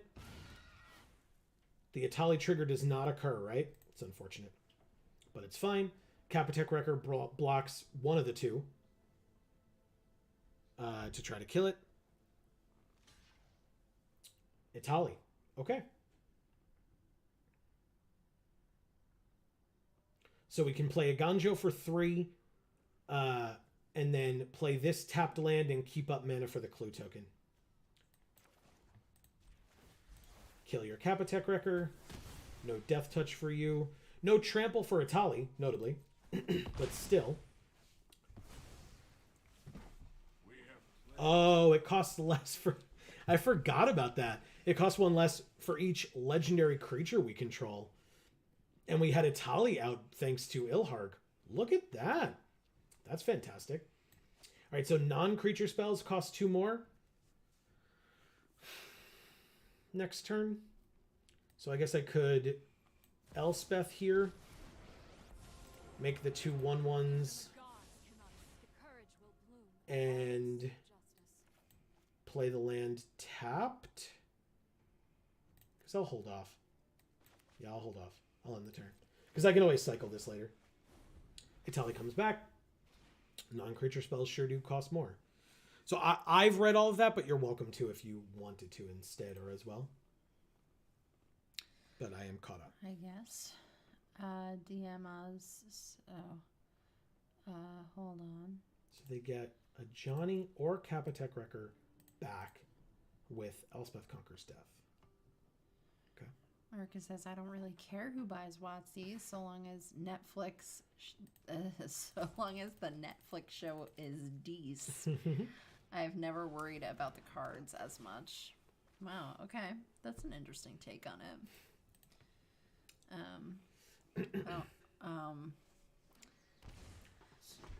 Sorry, God. It's okay. Luminous Broodmoth. So they have their own Mothra. Nice. Okay. So did you read this stuff like out loud? Yes. Okay. So everything. So I haven't done any of this from there down, but Greg is here and says, "Boom! I made it. Joe and Amy time. Hey, what's up, Greg?" DMA says, "Hey, Greg," and C. Holland says, "Welcome, Greg." All right. So we're gonna do Ilharg and I guess one of the tokens. I'll do. Oh, that's excess non-combat damage.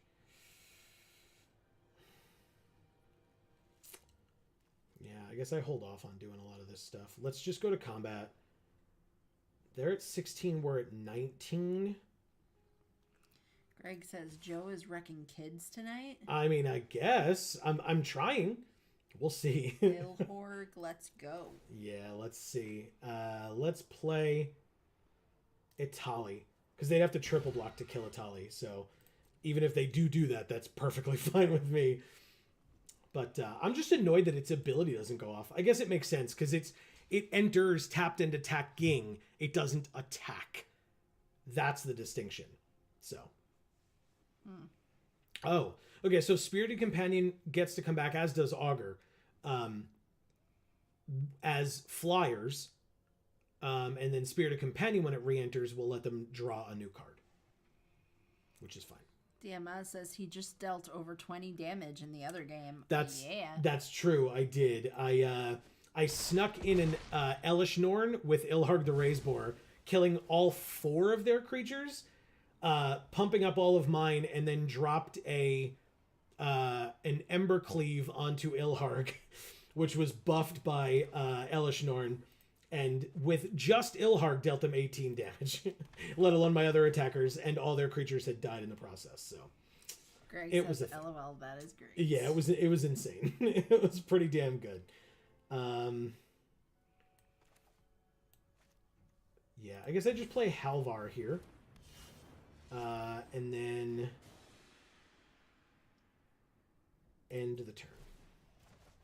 Ilharg sends Atali back to our hand. They get something back from a graveyard, or your graveyard, it specifies. Okay. So they get either a Johnny or a Kapotech Wrecker. So it's a Johnny. You got it. They get an extra loyalty counter on a Johnny. A Johnny has a -6 ultimate, so we're fine. They can get 3 counters on things. So one on each, I guess, or if they want to, distribute it differently.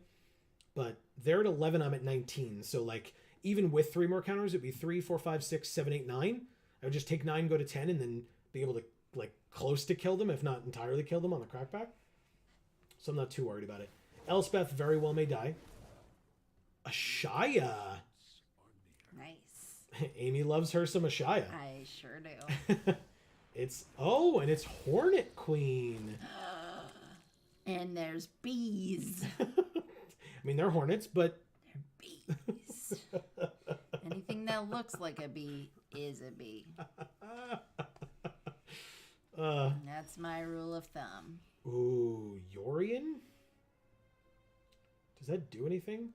So this, at the beginning of each combat, you may attach target or equipment attached to a creature you control to target creature you control. Or 2, 4, 6, +3/+0 as long as it's legendary. Diamaz says, when you think about it, a Johnny already belonged to Phyrexia before being completed. He just didn't know. So no ETB effect here, no ETB effect here.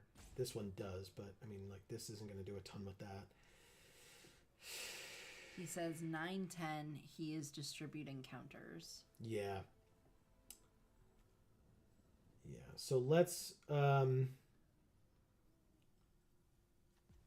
like this. Pump up Halvar and Ilharg. Because Ilharg dying, Ilharg comes back. We know this. Let's... Guess we attack first. So here and here.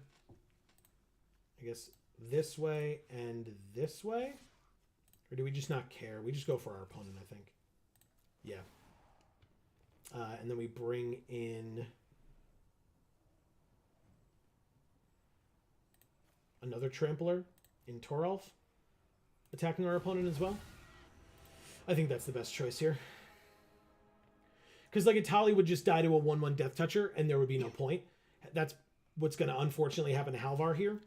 But Luminous Broodmoth blocking Ilharg so that it doesn't die, I guess, and then go back into our library. Halvar dies to a 1/1. Toralf dies to a 1/1, but they take 4 trample from that, and they take 4 trample from Ilharg right now. 3 trample from Ilharg. So 7 total they're taking currently. See, Holland says, no, not the bees. DML says, I didn't know that Magic was the Dark Souls of card games. Even has a moonlight. 4, 5, 6. Okay, holy crap, man. So it's 8 damage. So 4, 5, 6, 7, 8. And they're doing 3, 4, 5, 6, 7, which will kill. Okay. That's very interesting for blocks. But Joe, don't kill the bee. I have to. 1 bee still lives, Amy. Are you happy? No. No. Sorry, not sorry. Let's do... They're colony creatures. They need more than one of them. And the queen is dead, so that's the biggest problem, to be honest.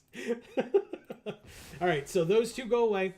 Obviously, 3-Bit Inspector will not come back with a counter, a flying counter, but still. Okay, but we get to investigate, so we get another clue. And Elspeth now has 5 loyalty counters again, as opposed to 1, which she had a moment ago. So. Diamaz says Gitrog should come back next Innistrad with the God subtype. Or Avacyn. Yes, Diamaz. Avacyn. Yes. Give me one of them, wizards. This is not a request. That's funny. All right, so Itali is known to our opponent because they've seen it played a couple times off Ilharg. Revealing Mirari's Wake from the top of their library. They put it on the bottom. Okay. Interesting choice. Now, Ashaya will be massive, as we know, because their power and toughness are equal to the number of lands they control. Non-token creatures they control are forests. So, but they play Angel of Invention instead and make either 2/1/1s or +1/+1 counters for herself. It is 2/1/1s there, 2/2s thanks to the Angel. You got it. Lion Sash, that's a good card. They are playing lots of things. Very nice. We drew Electro Dominance. Guess I should have played this land before, but it's fine. We'll do that. Elspeth makes 2 more 1/1s. If you are going to fight beside me. I'll draw a card before Ilharg. It's a Johnny. Jesus. Wow. Amazing. Let's pass. We have a very good number of blockers here. And very decent blocks as well. Like, Lion Sash equipping onto things might be a little awkward, but, like, if we basically draw Ilharg and hope to draw a land, no, that would still only be 5 for Electro Dominance. But if we, like, swing in with everybody and hope that, like, 1 or 2 of them get in, then we probably put them to a low enough life total that a surprise Electro Dominance might actually be able to get there. Diamaz says, loads Moonsilver Spear with Abyssinian intentions. Interesting. Alright, so 3 mana. I mean, technically, like, Electro Dominance can deal 1 damage to something right now, which would actually work if we tried to kill the Angel of Invention. That's kind of funny. But I don't see a benefit to that presently. An emblem. Whenever you cast a creature or planeswalker, target opponent gets 2 poison counters. Okay. So can they play 5 spells this turn with 4, 5, 6, 7, 8, 9 land? It's definitely possible. Ashaya. Oh, now all their creatures are lands as well. Oh, Diamaz says, I am tired, so I shall leave. Fun games, everyone, and good night. Well, thanks for coming as always, Diamaz. We appreciate having you. It was nice to see you so much tonight. Yeah. It's been a while. Agreed. All right, so we will draw Ilharg the Razeborn now. And then on our turn, because they just passed, we do draw a land. Sleep tight. 2, 3, 4, 5. Greg says, good night, buddy. Let's... Ilharg does have Trample, but they have a 14/14 now. So that would be a little tougher.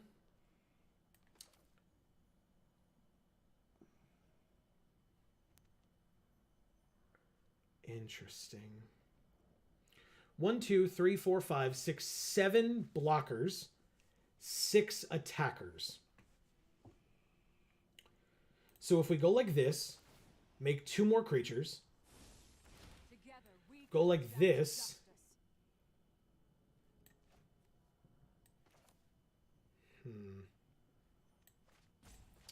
play Ilharg that they already know about. Basically, I'm hoping to get... I just need to hit them for 2 damage more. Okay, so they flash in and get rid of Ilharg. Surprise, surprise, it's going to go to our library if you do that. Just FYI. They still do it. You got it. Goes into our library 3rd from the top. Take the action. Thanks. So... no attacks this turn. I could get the Death Toucher off the field.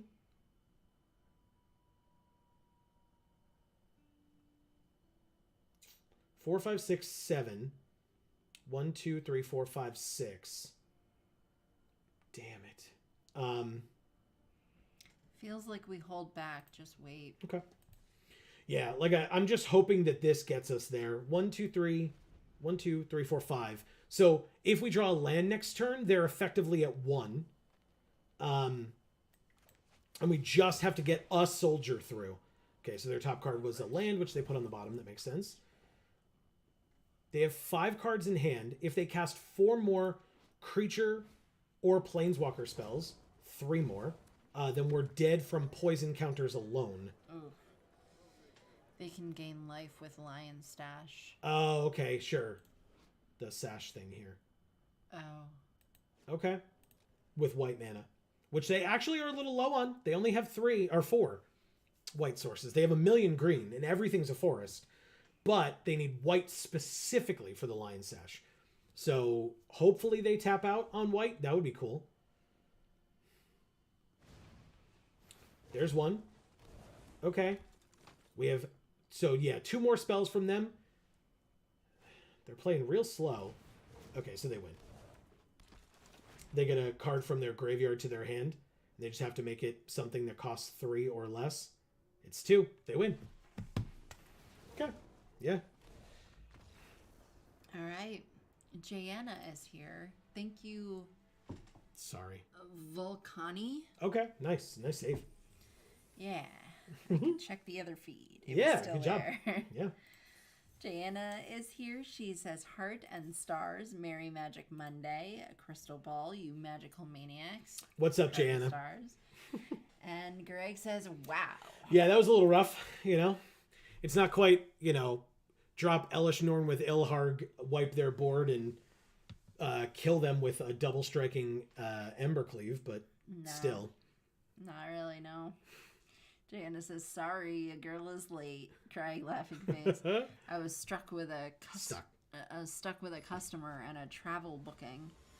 Crying laughing face, but I is here and present. Which we appreciate, Jana. Thank you. No obligation to ever be here, but we always appreciate seeing you. You know the drill. All right, so they mulliganed. I'm going to keep this hand. I mean, all these things, these 2 enter tapped, which is a little bit more unfortunate, but we'll start with Temple, then do Cold Steel Heart, I suppose, and then we can start getting into our bigger stuff here.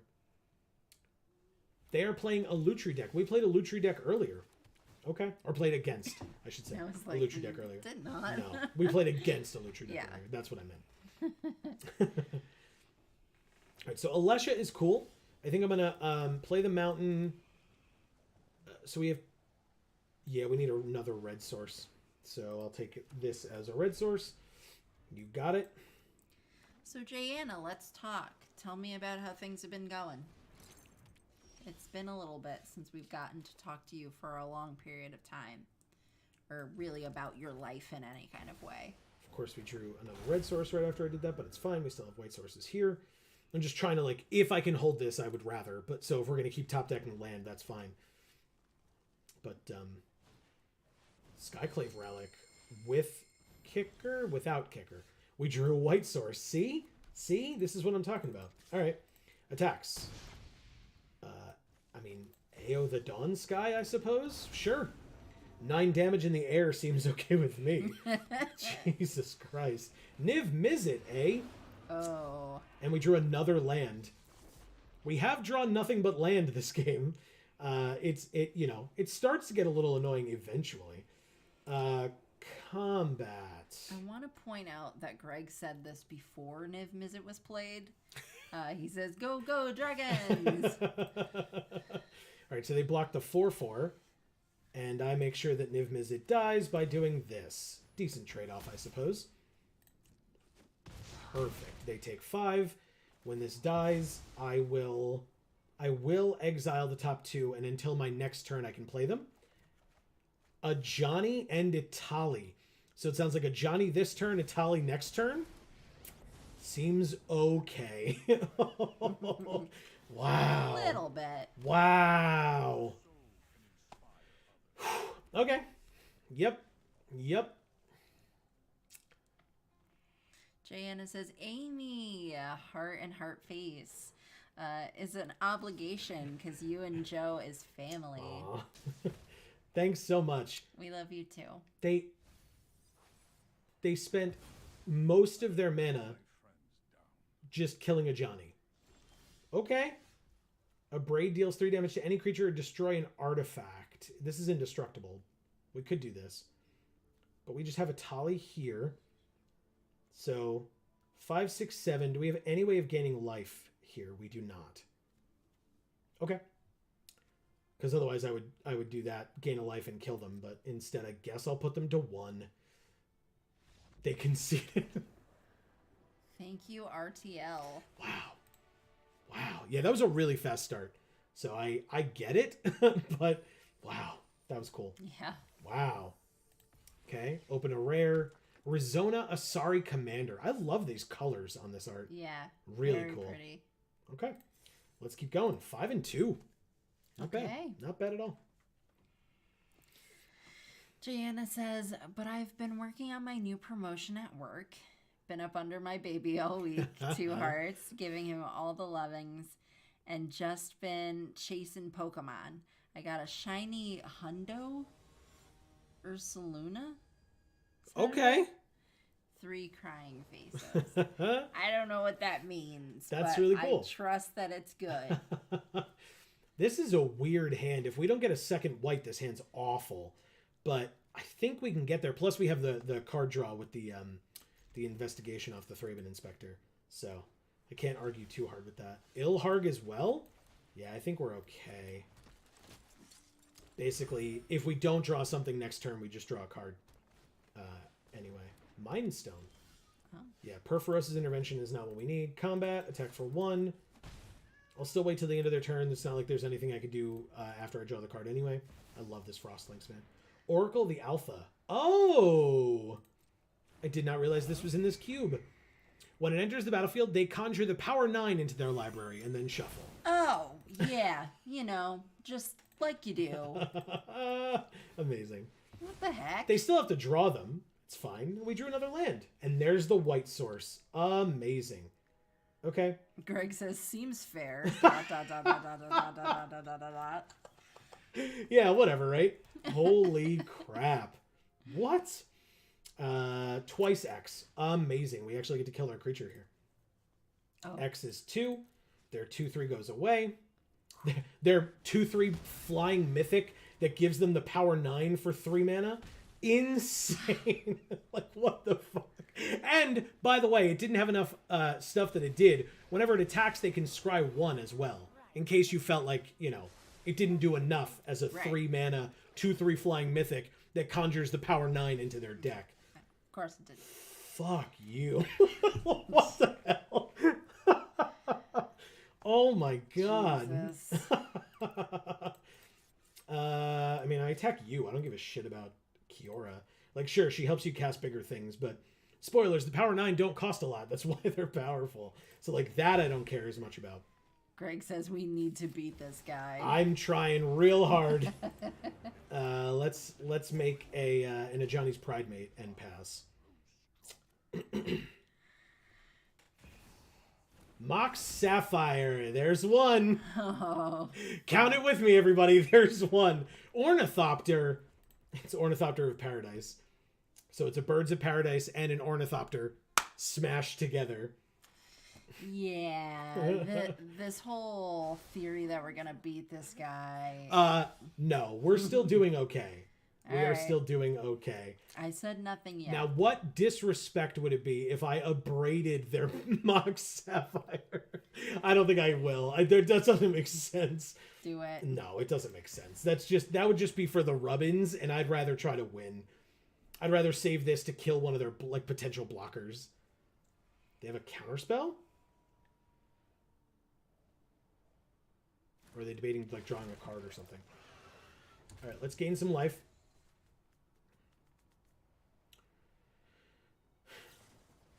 They have commit. Put it on the bottom of my library. Is that correct? Second from the top. Okay. Nice. All right. Let's attack them for 3. They go to 14. Okay. Yeah, I could have attacked with the Thraben Inspector, but they would have just blocked with the Ornithopter. No reason to have the creature tapped. I can at least have it back as a blocker to prevent Ajani from randomly taking 1 damage.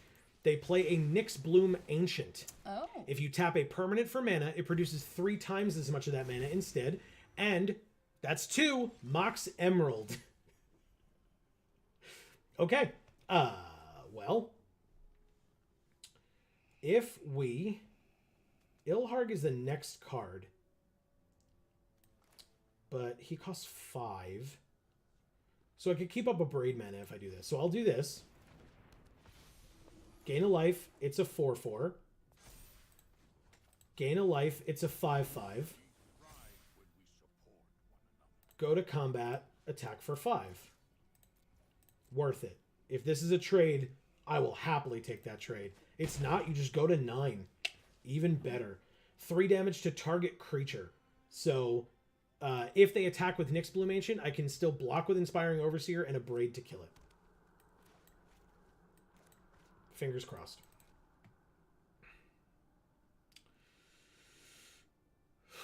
Okay. Okay. This is a weird game.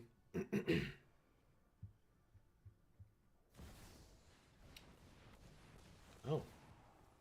You're being... Oh my god. Hydroid Crisis for X equals 12. They gain 6 life and draw 6 cards. Holy shit. And Hydroid Crisis is a 12/12? Flying and trample? They say hello. Yeah, because they were... because the timer came up. They were telling me to hurry up, basically. Fuck yourself, dude. Yeah, see, they say hello again. You're not doing enough? That's 3. Mox Pearl. I mean, again, they drew a million cards, so yeah. Dude. They probably have a fair number of the Power 9 in their hand at this point. Jayanna says, Amy, how have you been? Oh my god, what's new? What's the tea? What's new is I'm at a new brokerage for real estate. And my first transaction is going to be our transaction, hopefully, buying a house. So fingers crossed, man. There's that. Greg says memory. Yeah, he assumed that they were gonna, which is not like a bad assumption, right? That they would make everybody shuffle their hand and graveyard into their library and then draw 7 cards. Instead, they play Magma Opus. Oh fuck! This dude's the worst. I mean, it resolves. Okay. He says, "Oh God, yeah, this is going downhill." Yeah, that is huge news, guys. Did I miss that this weekend? Oh, about me? I just didn't really talk about it. Yeah, it was. You know, it's kind of been like kind of a whirlwind time in general. Yeah, and we're still not sure because our lease is going to be ending soon, and if we don't find a house, which we might not. We just might end up having to stay here for another year. So it may or may not be news. It's not necessarily news yet. Al runs Epiphany so they can take an extra turn. Jayanna says, let's go. Oh my God, y'all are buying a house. My heart just got so big and warm. Oh my God, oh my God, oh my God. This is amazing. 2 crying faces. Oh, and the Magma Opus tapped one of our fucking lands. So we didn't even have a Braid up. Not that it would have done anything against their 5/5. I mean, we took 1 as well, but... Approach of the Second Sun. Okay, let's see what kind of card draw they have. I guess I just let them do this. This is like so fucked up. It's super annoying. Let's just sit here and watch our opponent play with themselves, everybody. Greg says, so happy for you guys, the house. Thank you. Potentially. Yeah. Marcus says, should have abraded the Kynan? The Kanan here. It was irrelevant. He did nothing. Thank you, Hydrix 12. That was rough. That was real rough. And it is now exactly 10 o'clock, so there is that. Wow. That sucked. We got 5 wins, though. Yeah. Like, I'm not going to complain about 5 wins for a format that I, like, in our thumbnail, say that I'm bad at, which, you know. We can take a look at the deck, so for people who weren't here at the beginning, we'll show it off. We got a Siege Striker from M21, Kaya's Wrath from either Guilds of Ravnica or Ravnica Allegiance, and Masterful Replication from M20. Okay. Oh, we can't look at the deck. Oh. Because I guess, I claimed the prize already. All right. Well, anyway, apologies. You can view card pool. No, that's all the cards that are available in this set. Oh. Boo. In the cube, I mean. Boo. Hey, look, Oracle of the Alpha. Did you guys know that card was in this set? Son of a bitch. Wow. Yeah, so I mean, the cube goes away in 13 hours, but that's because Brothers War comes out soon. Yeah. So, there's that. Let's open some packs while we talk to folks, I guess. Jana says, no, I get it. 2 crying laughing faces. I have tried 3 times to buy a house, and people have not been on my side. Crying laughing face. Fair. But it's all good either way. The excite is real for y'all. Thank you. Thank We're you. trying. I mean, Amy is doing a great job so far, and we just have to hope that the options are there for us and the right place, comes up. That's all. Just opening random packs at this point. Amy, look, it's the Galloping Lizrog. Ah. We got Mirror March. God, that Whoa. art is so cool. Yeah. Dude, it's trippy as fuck. Yep, it sure is. All right, let's open 10 Dominaria United packs. We get stuff. Only 1 Mythic, though. But it's Soul of Windgrace. Very good card. Okay. And a spider. I was going to say. And a Llanowar Green Widow for Amy, for sure. I love it. Look at its cute little face. Its face is not little. That's a person down there. Yeah, but Its face is not compared little. to the rest of it. Yeah, I guess. So cute. And there's a hottie right here. Yeah, well. Him, I don't give a shit. The hottie gin. And then we'll get one more, and you can read. Greg says, we should have drafted that one. Best of luck, of course. Yeah. Erica says, hi, I'm back long enough to say you're great and stream was great. Thank you, Erica. That's amazing. I hope you continue to enjoy Overwatch. Yes. Honestly, actually, I'll keep... Greg says, I hear this little town Poughkeepsie is nice. Not sure if you've ever heard of it. I've never been there. I didn't literally spend all weekend there. There is a town that is close to Poughkeepsie that I have wondered about. It's in my back pocket. Should there ever be, a store that would employ such people as might move to that area or something. Wow. I'm just saying. Just saying. Yeah. Yeah, honestly, by the way, for folks who are unaware, the next time we are back streaming is this Friday at 8 p.m. Eastern. Still kind of on the fence about what we're playing. I'm not sure. Greg is spamming smile faces. It's almost like he does know of such a store. All right, let's open Dominaria Alchemy packs while we're sitting here. Okay, we got an Antuco Slicer. Why is there only 2 cards in it? Because we opened 2 packs. So if you open more than 1 pack, it only shows you the rares or mythics. Oh. So an Antuco Slicer and Daragaz Shivan Champion. Okay, very weird. Yeah. And then the last 2 are 2 Dominaria, just regular Dominaria packs. We get Naban, Dean of Iteration. That art's friggin' sick. He looks real mean. And an Evra, Halcyon Witness. Another sick art. Yeah, I like this one a lot. It's a very interesting card. Yeah.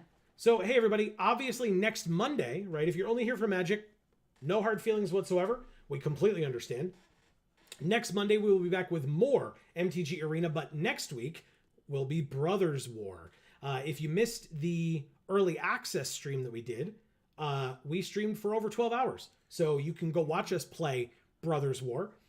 We also had some videos at some store in some place called Poughkeepsie. That store is Champion Card Collector in Poughkeepsie, New York. We filmed 2 different videos there on Friday. Those are up on the channel. They should be the first 2 videos there, I guess, after this one, now that this one's up. So you should go check those out. We opened 4 pre-release kits. You can kind of see them behind us. If I lean this way, maybe over there, there's pre-release kits on the table that maybe you can see. I'm stalling, hopefully, so that you can see them, kind of. Yeah, they can see them. Yeah, my chair's kind of in the way, but a little bit. But yeah, they're there.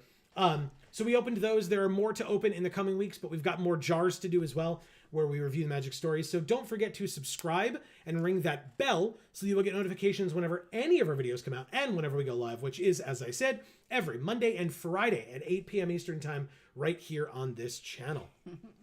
Jana says Pokemon Scarlet or Violet, if you're one of those crying laughing face. It comes out Friday too. It's perfect. It would be perfect, but I do not have a console with which to play Scarlet nor Violet.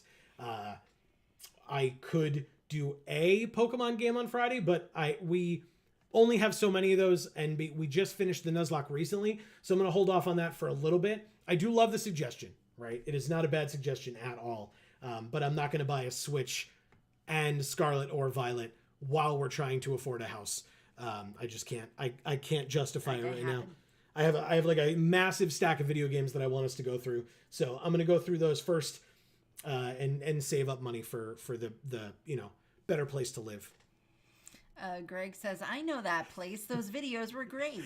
3 heart eye faces. Thank you, Greg. And obviously it was a pleasure to be there this weekend. It was a lot of fun. So hopefully you guys got to get out to a pre-release near you if you felt comfortable doing so. And or enjoyed the set in whatever capacity you chose to. Obviously, the full set release is this Friday in paper and on Arena starting tomorrow. So go, enjoy the set, have tons of fun. We'll be back next Monday with more Brothers War, or with Brothers War for more Arena or more Magic Monday. And then, like I said, on Friday for something. It will be something. I'm actually looking forward to it. There are a lot of really cool options. So you should definitely stay tuned. Because it should be good. And then obviously the VOD of that goes up on Video Games for All, because if you're unaware, Video Games for All and Gluten Free for All, links down in the description box below. You can check out our other 2 channels and you can sub and ring the bells there as well. Greg says, you guys are great. Thank you, Greg. You're great. I was going to say, you're pretty great yourself. It was great to see you guys as always. Same. Agreed. And actually, speaking of folks in chat, Amy, do you want to do some thank yous here? I do. So I will start with the lovely Greg. And then Jana. Thanks for talking so much to me today, Jana, because I missed you. Greg says, I'm going to watch some football. Have a great night, guys. Heart. Have a great... Sorry, that's not a heart. That's a smile. Yeah. Have a great night, Greg. Yes. Enjoy your football. Erica, thanks for being here. Even though you were leaving to play Overwatch, I hope it was fun. Yeah, that's the point, right? And you're the best. Marcus, everything you ever say is like so insightful and great. So thanks for being here. As always. DM us, as I said before, I'm happy that you were here and talked to us so much this time, because again, it's been a while for you as well, for us to like get caught up on you and what's going on in your life at all. For sure. C. Holland was here tonight too, which is great. Always love seeing you. And Mocan was here earlier. I'm not sure if he still is, but you're great. And who else? Anybody? Nope, that's it. Dave wasn't lurking today. Not tonight. Not this time. Not a worry whatsoever. Jana says, I miss you too, Amy. Heart, always. Well, hopefully we will see some of you Friday. As I said, no hard feelings if you're just here for Magic. We'll be back with that more on Monday. But whenever we see you again next, in between now and then, please make sure. C. Holland says, great stream. Thank you, C. Holland. Appreciate it, as always. We hope that you all have an amazing week ahead. Again, between now and the next time that we see you, please continue to stay safe and happy and healthy. That is super important to you and yours. And for now, from us here at the Geek for All family of channels, I have been Joe. And I'm Amy. And as we always say, in whichever video or stream of ours you watch next, we will see you all next time. Thanks, everybody.